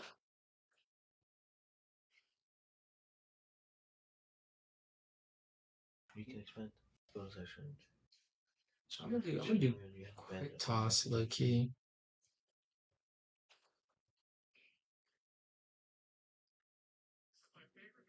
I forgot how good the maneuvers are. It's been a while since I've read them. Yeah, these are gas, man. 1, 2, 3. I have 3. I may remove tactical assessment because we are doing just combat. Yeah. I'm gonna do feign attack, definitely. I got a lot of goading / fainting. I'm actually gonna. I've heard goading attacks good because it just forces them to attack you, if I remember right. Yeah. Yeah. I'm gonna flavor text that as me talking shit. That's my Hell flavor yeah. text. Hey, Almost like talking a shit taunt. is a combat tactic. 1, 2, 3, 4. Some might say it's the best combat tactic, depending on who you ask. You know, professional shit talkers, I'm pretty sure they would know.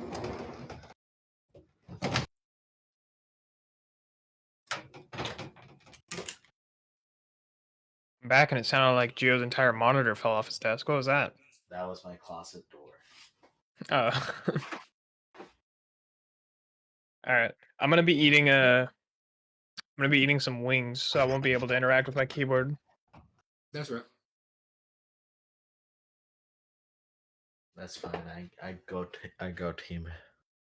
Okay, I got the combat mastery down. Nice. Got Have all you that stuff chosen there. Have you chosen your feats yet? In heroic features. I did. I chose the race one. Android. No.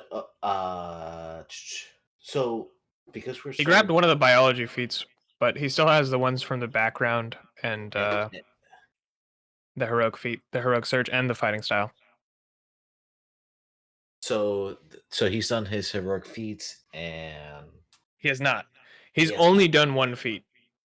Got it. Which would be from the class. He still needs to do heroic. He still needs to do the background one. Okay. What are so heroic feats? That is a very good question. So let us go bounce onto that. So heroic feats are special. What coming with 2024 is general origin,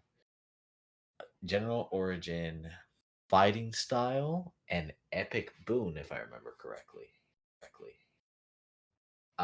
For our system, we have kind of expanded on that.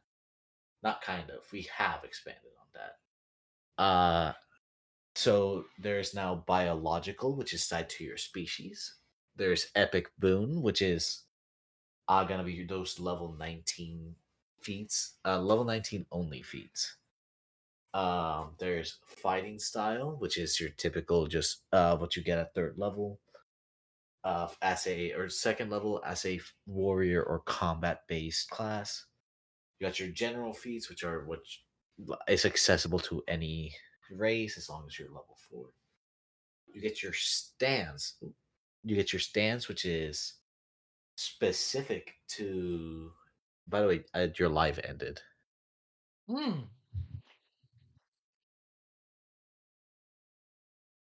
It just suddenly Really? ended on me. Yeah. Really? Yeah, it ended on my screen too. Oh shit. Okay. There you go. Okay. Is it back up? Yes. Yeah, it adjusted the quality. Something with the internet must happen. Got it. Nice call out. I have it pulled up just in case anything happened. Yeah, dude.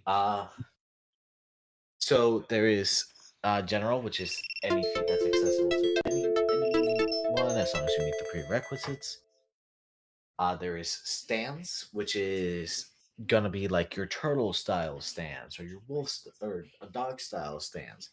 It's these stances that you see in the show, which can be enhanced by trained features, which is an additional thing that we'll get to at the end after we're done creating your character.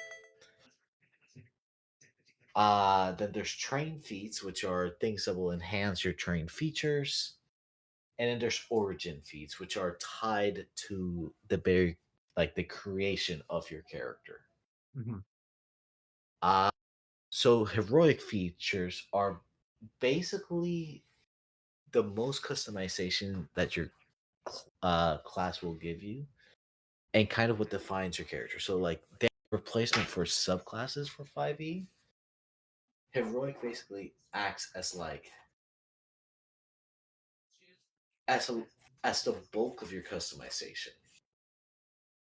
I don't know if Yuhar has a better way to describe them, but that's how I would describe them. Your life. No, yeah, that's how they're described in the book. The heroic feats serve as replacements for subclasses. So normally the uniqueness that you would get through a subclass, like if you went Oath of Vengeance or on Paladin, or you went Champion, Fighter, Battlemaster Fighter, and stuff like that. Mhm. Those subclasses don't really exist. Instead, you have a list of generally accessible features, and you kind of put those together in any way that you would want, and your class gives you access to that list.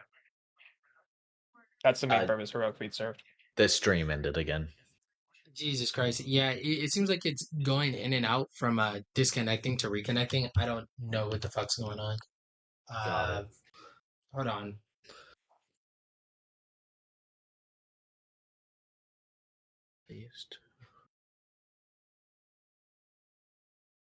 Okay, I know what's the problem. Someone started playing League.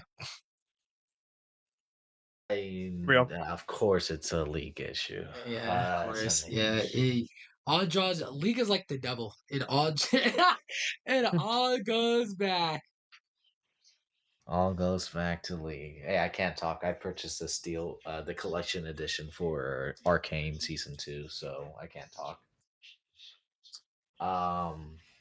But We all yes. fight our demons. So I need one heroic feature, or how many? Yeah. So upon character creation, you can choose a heroic feat, or you can you get to choose a feat that you meet the requirements of. So this will be most heroic feats. This will be some origin feats. So like if you're Saiyan Berserker, like the Broly style, you get an extra feat option to go the Super Broly route, or pretty soon there's going to be a new line of feats for Saiyans. I will not reveal, but it is pretty hype. Ooh. Uh, but basically, alert. So these are a lot of your bulk of your customization of your character, and in my opinion, what really makes the build like go crazy. Uh so you can choose these upon character creation, and at level most classes level 3, if I remember correctly. Virtuoso is the only exception at level 1. Uh Unless Yuhar points out that anything has been changed. The Oh yeah, no, classes were mostly Kane. So Yeah. So the first time you would gain the heroic feat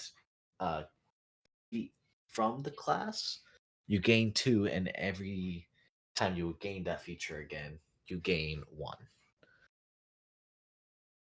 But basically, I'm sorry, say these that are once more.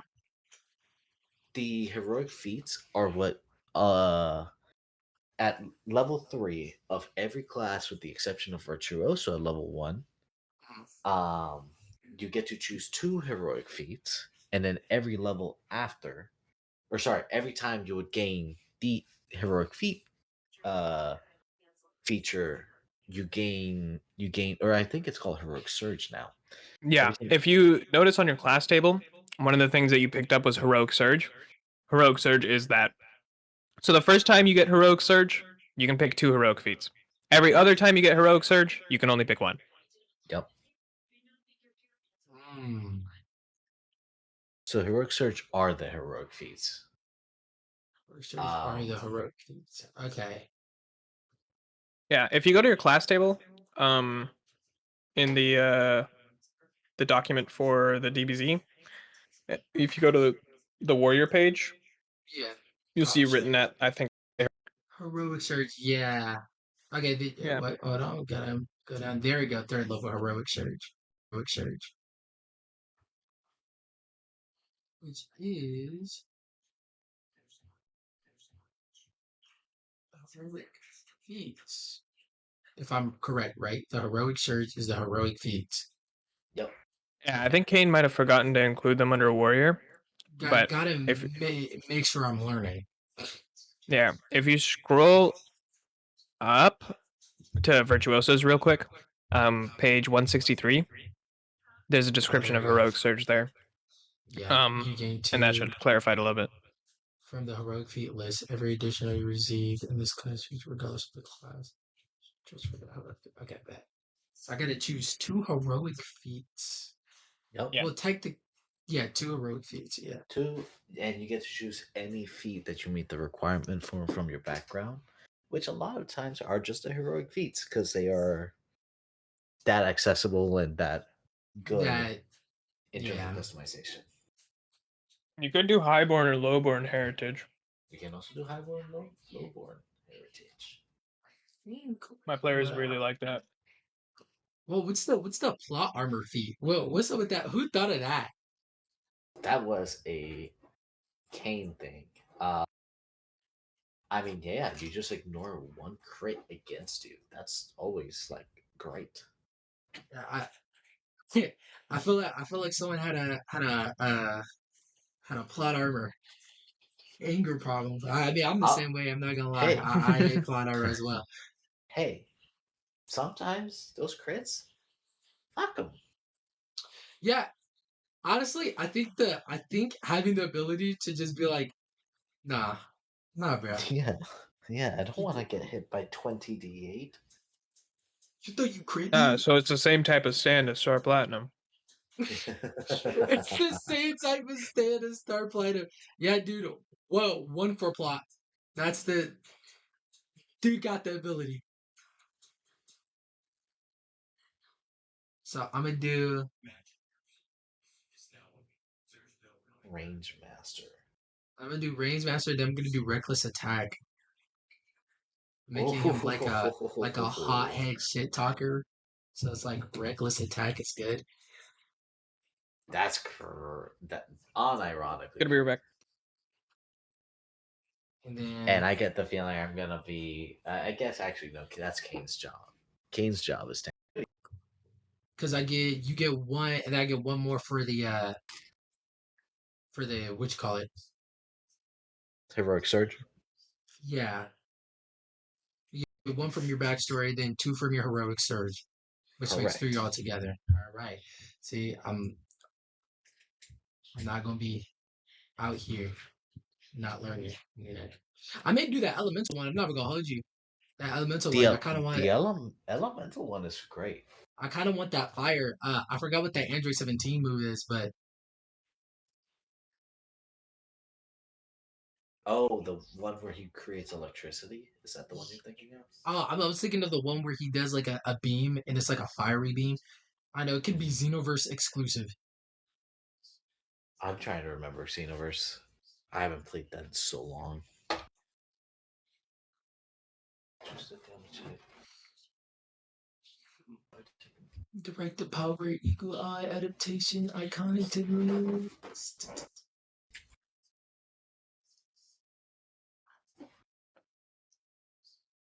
Oh, wait. Yeah, I'm gonna do key flow. Wait. Cannot not be taken by constructs. I am an android. Never mind. I'm not gonna do key flow. Yeah, I think androids do not get that option. Yeah, I'm not regenerating any keyboard. Plug me in. Plug me into the Tesla charger.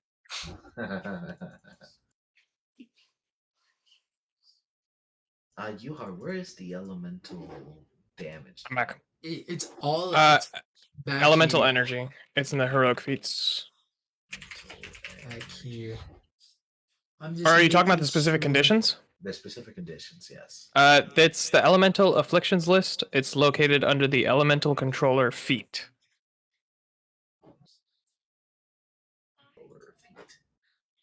I'm just Here you are. making sure. Okay, I don't think there's anything else I would want other than the, at least for this character.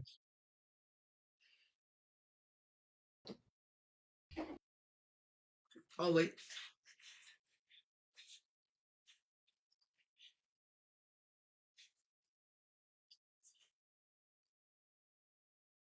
I may do bottomless reserves, unironically.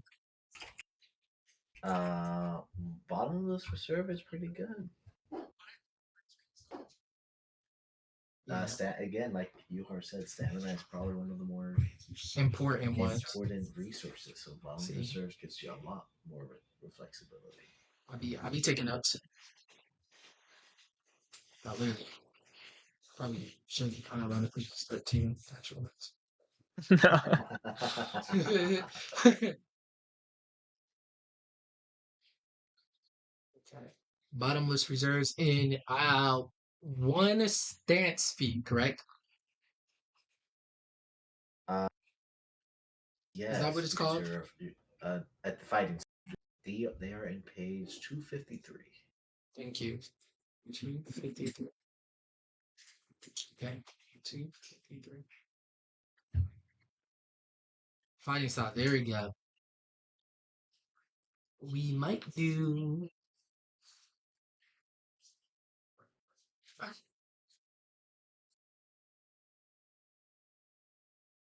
We might have to do 2 weapon fighting, like a freak. I wish I could do that.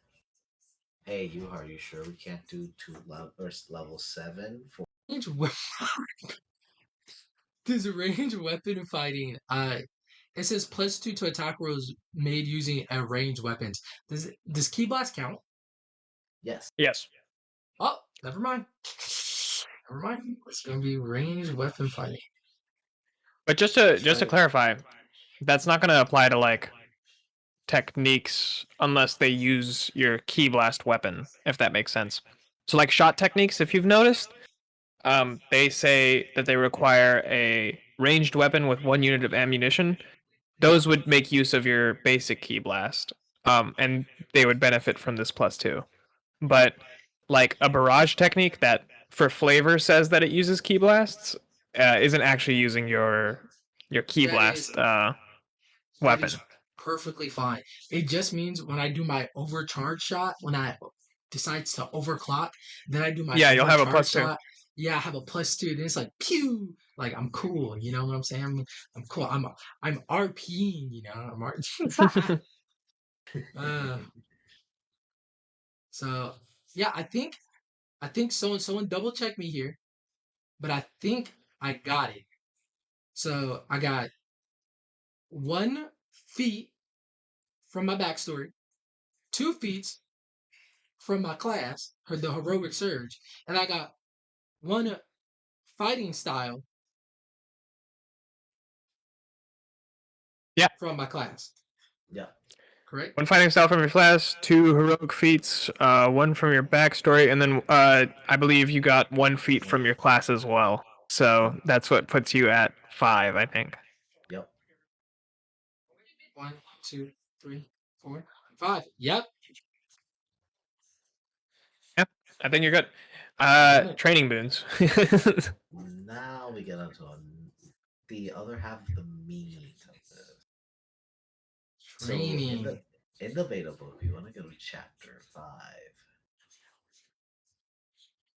So I'm gonna wait for you to be there in my screen. Okay, I'm here now. All right. So chapter 5, training. Obviously, one of the most important things in Dragon Ball is the training arcs slash you see Goku and Vegeta training. So in order to replicate that, we have in our system what is called training arcs. And what training arcs rewards are training boons, which if you scroll down to where it says training boons, right there where you're at least in my screen. You were right there. Yeah, right there. What training boons allow is any of the following. You can spend 1 training boon to increase resources. So this is your hit points, your stamina, your ki. You can increase your base walk speed. You can put a rank of mastery on a technique.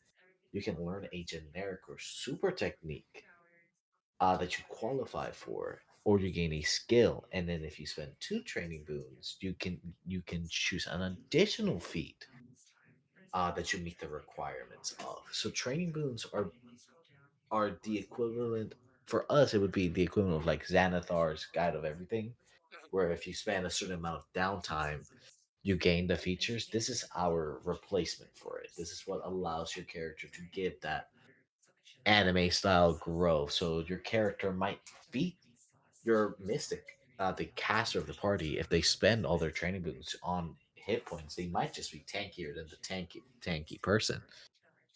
So, But mhm. so can any arc be a training boon? Well, what classify? I mean, a training arc. What classifies as a training arc? Because I know you probably, yeah, you guys DM with this. So I know you guys probably reached the stage where like some enemies don't hold up to the players anymore. Can those enemies just be used as training men? It depends on like how you want to implement training arcs, to be honest. Like the main point of training arcs is, as Gio said, they're kind of replacements for downtime. They're not really story beats per se. They could be if you want them to be. But normally this is something that's happening while characters are in between arcs otherwise. Like if they just defeated a BBEG and the other threat to the universe hasn't arisen yet, or if they need to get stronger for a tournament or something like that. It really depends on the DM running their game, but training arcs are kind of just a way for characters to gear up while they don't have anything better to do. And they're a way of progression that isn't solely XP or level based. So you don't just have to keep throwing encounters at people or having them save the world in order for them to like grow stronger, if that makes sense. Yeah, if you So want you could definitely take enemies that they've beat before and just have them run like quote unquote combat simulations, and this will be their training arc. But typically training arcs have their own like they're kind of just like the DM says, you guys undergo a training arc with this master, however they want to structure it. It's sometimes there's things called ordeals that you can actually roll and get even better rewards, but typically they're things that are mainly strictly like RP focused and not like an actual mechanical description of what a training arc is, if that makes sense. Okay. Makes sense. Okay. Correct. I will also note for it, if anyone is just wants to know, these should be handled very cautiously. Okay. Speaking I from have experience. Yeah. maybe I theoretically might be. Even though from when I did it, there were a lot less limitations. Entirely possible for a player to just go crazy with it. So yeah, speaking from experience, definitely hand these out cautiously. But training boons also do have an additional usage besides what I listed. In our system, we have unique type of features that you can only get via training boons called trained features. So if you want to go down, you'll see the trained feature list, and actually, our Mr. Yuhar said we can pick one mortal trained feature. So there are two types of trained features. We have mortal and we have otherworldly. Okay. Otherworldly are harder to get, but these is like your Kaioken, your Spirit Bomb. You're in on a much greater end. It's how it's your Metamorian fusion. It's your God of Destruction training. So these are your godly trainings, while your mortal training it's like more like early Dragon Ball to Dragon Ball to sort of early Dragon Ball. Okay. So So go ahead. Go ahead. so like you have the crane style, and you want to just enhance it a little bit. You can pick the crane style combat, or if you want to have instant transmission, you 100% can by spending 2 training boons. And again, these are handled different depending on the DM. Okay. So what training boons do we get to pick before we do combat sim or do the combat simulators? What training boons do I pick now? That would be my question. You have 6 right now. You can Okay. allocate those as you'd like. So you could either use them on those bullet points that you have pulled up right now. You can use 2 to pick up a feat, or you can use them on resources, techniques, etc. All the bullet points. Or if you want, out of those 6, you can spend 2 and pick up 1 mortal trained feature. This is kind of just to simulate what someone who has played a level 1 through 5 campaign, maybe at some point they would have run into a master that allowed them to pick up a trained feature. But overall, you guys have 6. There's actually a way to track it in the sheet. If you go to the character setup page, in the top right, there's current training boons, and then it says gained and used, and you can click on the gained box and put 6 there, and then you can maybe better structure how you would want to allocate them. Yeah, and then you just put however much you spend on those boxes on the bottom. Yeah. Oh, okay. All right.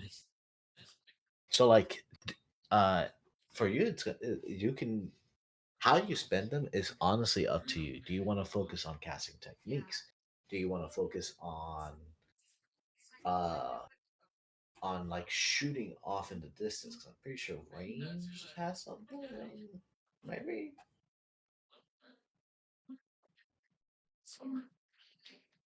Yeah. So like, however you spend them, you can choose to make your techniques better. And best gain key as if you gained a level based on your most recent class level. I may do that one. Can you pick them more than once? I'm assuming. Yes. Yes, you can. As long as you have the training boons, you have 6. So Okay. You can pick them a maximum amount of times equal to your proficiency bonus, which for all of us is 4 right now. Oh. So you can pick it 4 times and just have like basically get that amount of keys. Yeah. Yes. Okay. Precisely. All right. I think I influenced him a little too I much. did say I was spamming. I did say I was spamming. I'm dedicated to this spam build, guys. I'm dedicated to the spam build. Just so you know, there's a built-in way to regain ki. I don't know if that was mentioned. Oh, So it's not like is it stamina? It's stamina to key, right? No. no. That was Oh, like okay, a okay. previous thing I was talking about. You can just burn an action to regain an amount of ki. We'll go into that probably during combat, but basically, you don't have to worry about maybe running out of ki as much. Yes. It's not like stamina is much harder to regain than ki is. Ki Funny you'll enough, I was typically also be able going to to put overcap. 2. I was about to put 2 in stamina right there. And then I'm going to put the last 2 in the increasing mastery. So then I can make my signature move be like a signature move, which my signature move is now overcharge shot. That's going to be my real I could also spin the last 2 to take the pretty sure I seen like an iconic mastery thing here. Hold on. Yep. Yes, you can. Mm. That's another big thing. So you can spend 2 to pick like make overcharge shot an iconic give it an iconic mastery and make it just even better. Oh well, it is a super, so not that one, but Oh, any of the it's generics that you picked up. Yeah, okay. Okay. Sorry, I didn't. Okay, even know. then I'm just gonna increase the mastery. Probably Yeah. just gonna because increase the if you mastery. click on overcharge shot or wherever you put the description for it, I assume it's right on top of it. You'll see that it has something called an iconic mastery, and that's why you wouldn't be able to put another one on it. It already has one. Oh, okay. And then how do I access the iconic mastery? It's kind of just already built in. So the one that you have specifically, I think, is upgraded.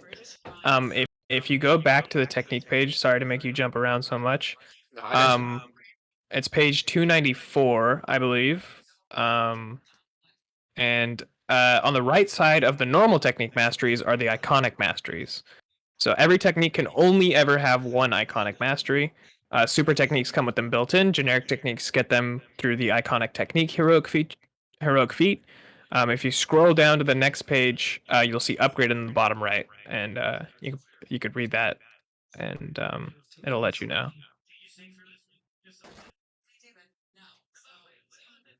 Okay, so if I increase the mastery, that would be the upgrade, right? Or that will go back to No. the other mastery. Okay. It would be those are just generic masteries. These are wouldn't be affected by your training boon stuff. But basically what upgraded would mean is that if you want to use upgraded while you're casting, like if you want to do your overcharge shot with the upgraded iconic mastery, since it's already part of it, you can increase the cost by 1/4, and then doing so increases the dice used by 1 step. I don't know how familiar you are with that terminology, but basically that would mean if your damage die is 1d4, it becomes 1d6. If it's 1d6, it goes to 1d8. Okay. Yeah, it climbs 1 step higher. All right. Yeah. But that's good. So That's can just I something still- built into can I overcharge still- shot. Can I still increase the mastery? Like the base mastery? Yeah. Yeah, okay. The regular masteries are separate from this. You can still take 2 regular masteries on overcharge shot. Alright, that's good. I'm gonna do make a attack roll with advantage, increase the damage. Die by 2 steps. Ooh.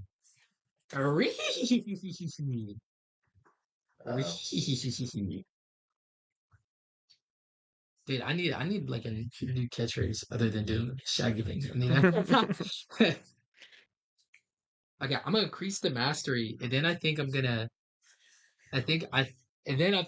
activate killer. I'm gonna increase it to killer, and I'm gonna increase the +1 static bonus. Oh my god, this may actually Wait. be The killer is an iconic mastery. So that's an iconic. It's a dude. yeah, it's continued from the previous page. Sorry. My fault. Yeah, Tablet brain. That's my fault. I got tablet brain. you're good.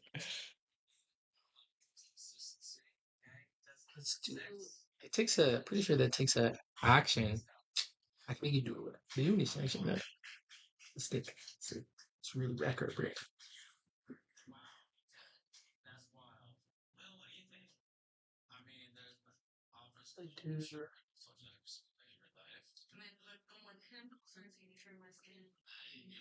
Okay, Did static you show him bonus. the elemental ones, Gio? With the static bonus, definitely. No, I didn't. I forgot. Okay. This may throw a wrench into your plans, Pineapple. It might be a lot more to consider. Bro, why but you got a ranch? if you in the heroic feats list, there's something called elemental energy. I was gonna get it. I opted out of it. That's the one where you can make it fire and stuff, right? You can change the damage type, but also if you deal that damage type, there's special conditions that you have a chance to apply. Did you see that part of it? I did not see that part of it. Hold on. Yeah. Let's go back. Because hold on. You got me. You can go to page 256. Shout out. I'll see if I don't mess this up. 32 times 256. I fucked this up 3 times. There we go.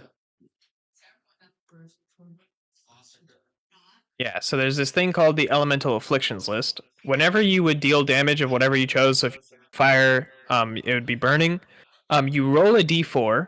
If you roll a 4, you apply the condition associated with that damage type.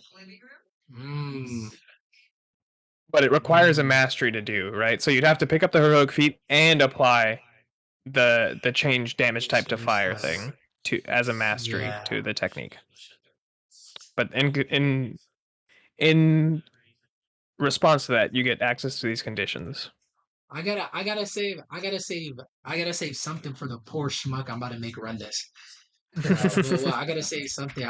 This is going in the bag. Don't worry. I may not use it today. I may not use it next week. But Crown, subs, Didi, all you motherfuckers, you know who I'm talking to. Y'all gonna be in for it. I got something for y'all. This is gonna be goated. I love trolling. I just want to make sure you were them before Thank you made you. choices on what you wanted to do. Before I made like a hard choice. Thank you. Yeah. That's what helping hands is about. That's what the shit's about, man. What's been the most broken character you've seen? Probably the guy that did 46,000 damage. Yeah. Okay, well, that had to be it, yeah. I don't think anything has beaten that for me yet. The crazy thing is that he did all that and he missed. The dude he was aiming at he could use hits time skip, so he just did the frozen in time thing and dodged the attack, and I think it ended up blowing up like 60 something planets because it missed him. That's insane. That is insane. Yeah. At the same time, it's like why would you do that, bro? That's what I'm saying. Like, bro, you couldn't like redirect it. You sitting here blowing up, right? Bro, planets are not cheap. A bunch of people in the background just blew up. They probably don't even know what's going on. They died instantly over some beef that's not theirs.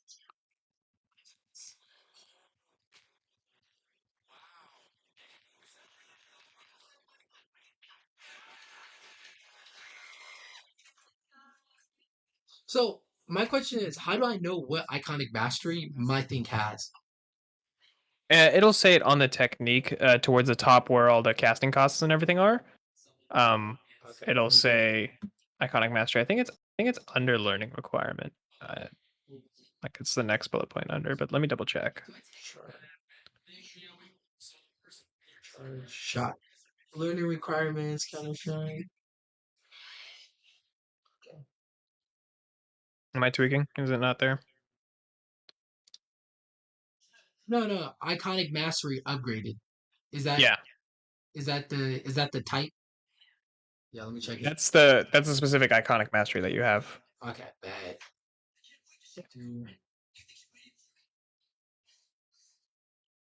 Fuck. Where was the I was just at that page. Brain, I need you to lock in, It's guys. chapter 8. Shout out.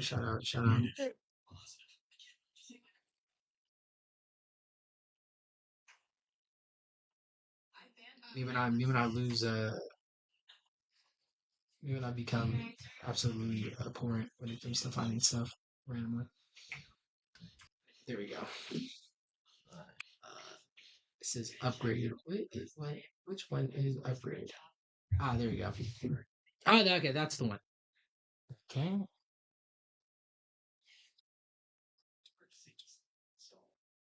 I should probably specify in the document that should say you may, not just you're forced to use the upgraded version. I'm going to do that right now.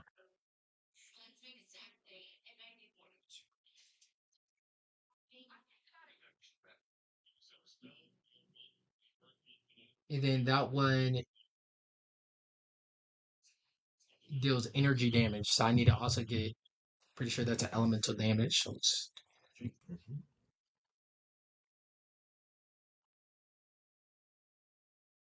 It doesn't have like a Why did I think- elemental condition or anything associated with Oh. energy.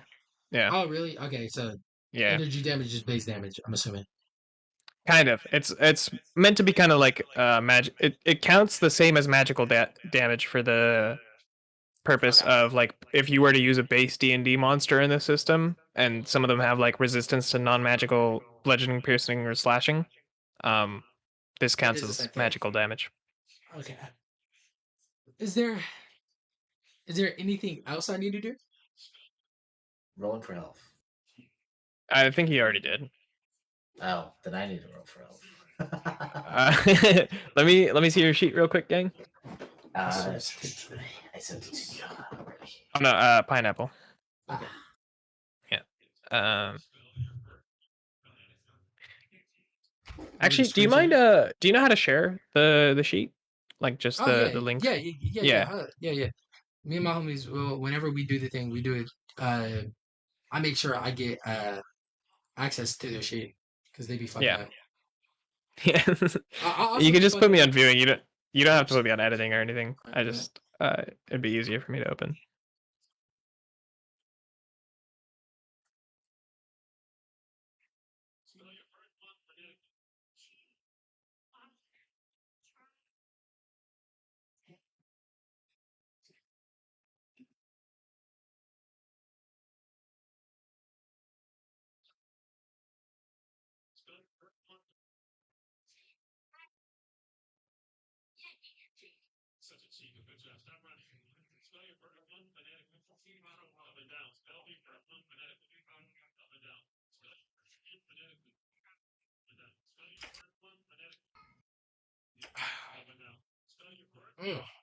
That's a good knuckle crack right there. Let me take a look at this.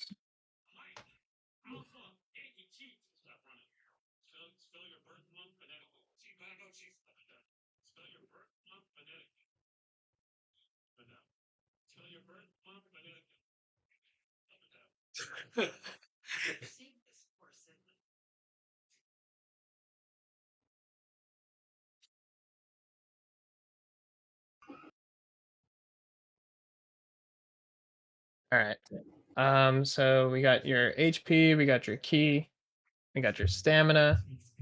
We got your AC done.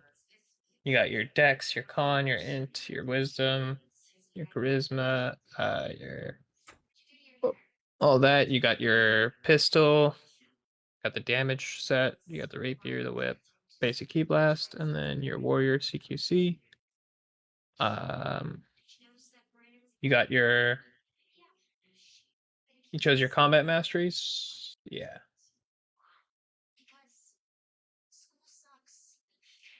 Oh, you're asking? No, sorry, I was just talking to myself. You have 3 combat masteries, 4d8 spirited die. You Write down your saving throws. Did you apply them? Yeah, strength and con. You got your fighting style. Oh, you just went over here and went for ranged.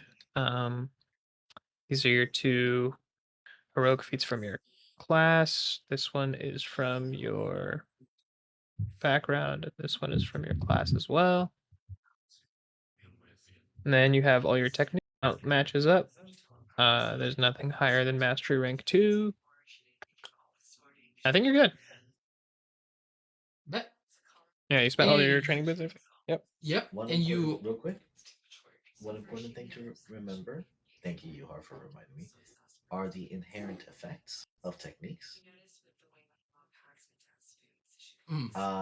So if you want to, It's on page 293.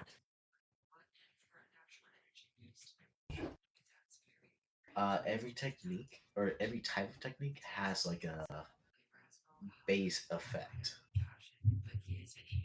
So arm technique, arm techniques and shot techniques both have the same inherent effect, where they can apply their weapon mastery to their technique. So like if you have grace, then you can apply grace to the effect. If you have barrage, then when you reduce a creature's hit points to 0, you can choose another creature within range, so like to carry over that damage. Beam tags is you get to ignore half cover, treat 3/4 cover. So every technique just has an additional effect that carries off it that is comes with every technique. Which is always good to remember. Yeah, just if that influences your changes in certain points or your choices, it's just a good thing to note. Yep. But other than that, I think you're good. Oh, Yeah. okay. Yeah, I was just reading something. I was trying to remember what is weapon mastery. Weapon mastery. What the fuck? What the fuck am I thinking? Weapon mastery. Oh yeah, you haven't chosen your weapon masteries, huh? That's one thing I forgot. Yeah, Kane didn't put that in the warrior table yet. I will say if you, I think pistol does have a weapon mastery in like base 5e. Yeah, it does. I think it's Vex. Yeah. Okay. How many of those do I get to pick? You can pick up to He's a 4 for you to know. Yeah. It's if you go to the class table, like where warrior is, and the weapon mastery 3. Yeah. You're at level 5. Oh, okay, 4. Okay. Yeah. So from that list of weapon masteries, you can pick 4 of them to know. And those 4 can just be the ones you know from your weapon. So you definitely have slow and you definitely have Vex. I don't know if you can pick 2 others, but I mean, I don't think you'll have the weapons to use them anyway. So we have Vex. I'm pretty sure Rapier uses Vex as well. Yes. Yeah, Rapier uses Vex. I'm gonna pick this one. Put it with that. Rapier and pistol both use Vex, and Whip uses slow. Oh, I have 2 weapon masteries too. Do basic Key Blast use anything? I'm assuming not. Not currently, no. Okay. They're kind of akin to unarmed strikes, where we haven't given them a specific thing. They're kind of just meant to be like the most basic form of attack. Yeah, it makes sense. I'm not complaining or anything. Yeah, it makes perfect sense. I was like, yeah. Slow. All right.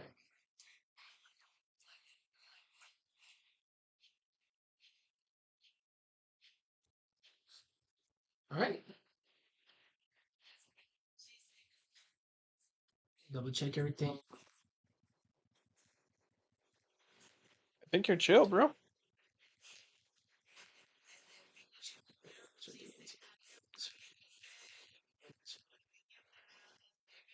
Should we do Sunday next week or should we do Saturday? I know, Gio, you have a game on. Yeah, 3 p.m. to 6. Or like, yeah, probably Sunday's better bet. We'll probably just do it around the same time on Sunday. Okay, bet. Okay, bet. If that's cool with y'all. Yeah. I mean, yeah. All right. So until Well, next week. I will catch you guys next week then. I'm gonna go ahead and head out here. All right. I catch you guys too. Have a Feel nice free day. to DM me, by the way, Pineapple, if you have any questions or anything, or you could just type in Beta Talk if you want. I will. But yeah, I will. take care, Thank you. guys. Have a good rest of your day. You too. Have a nice day, everybody. Have a nice day, live stream. Come on. Pleasure to meet you. Yeah, Pleasure nice to to meet meet you you too. too. I forgot to say that. Nice to meet y'all too.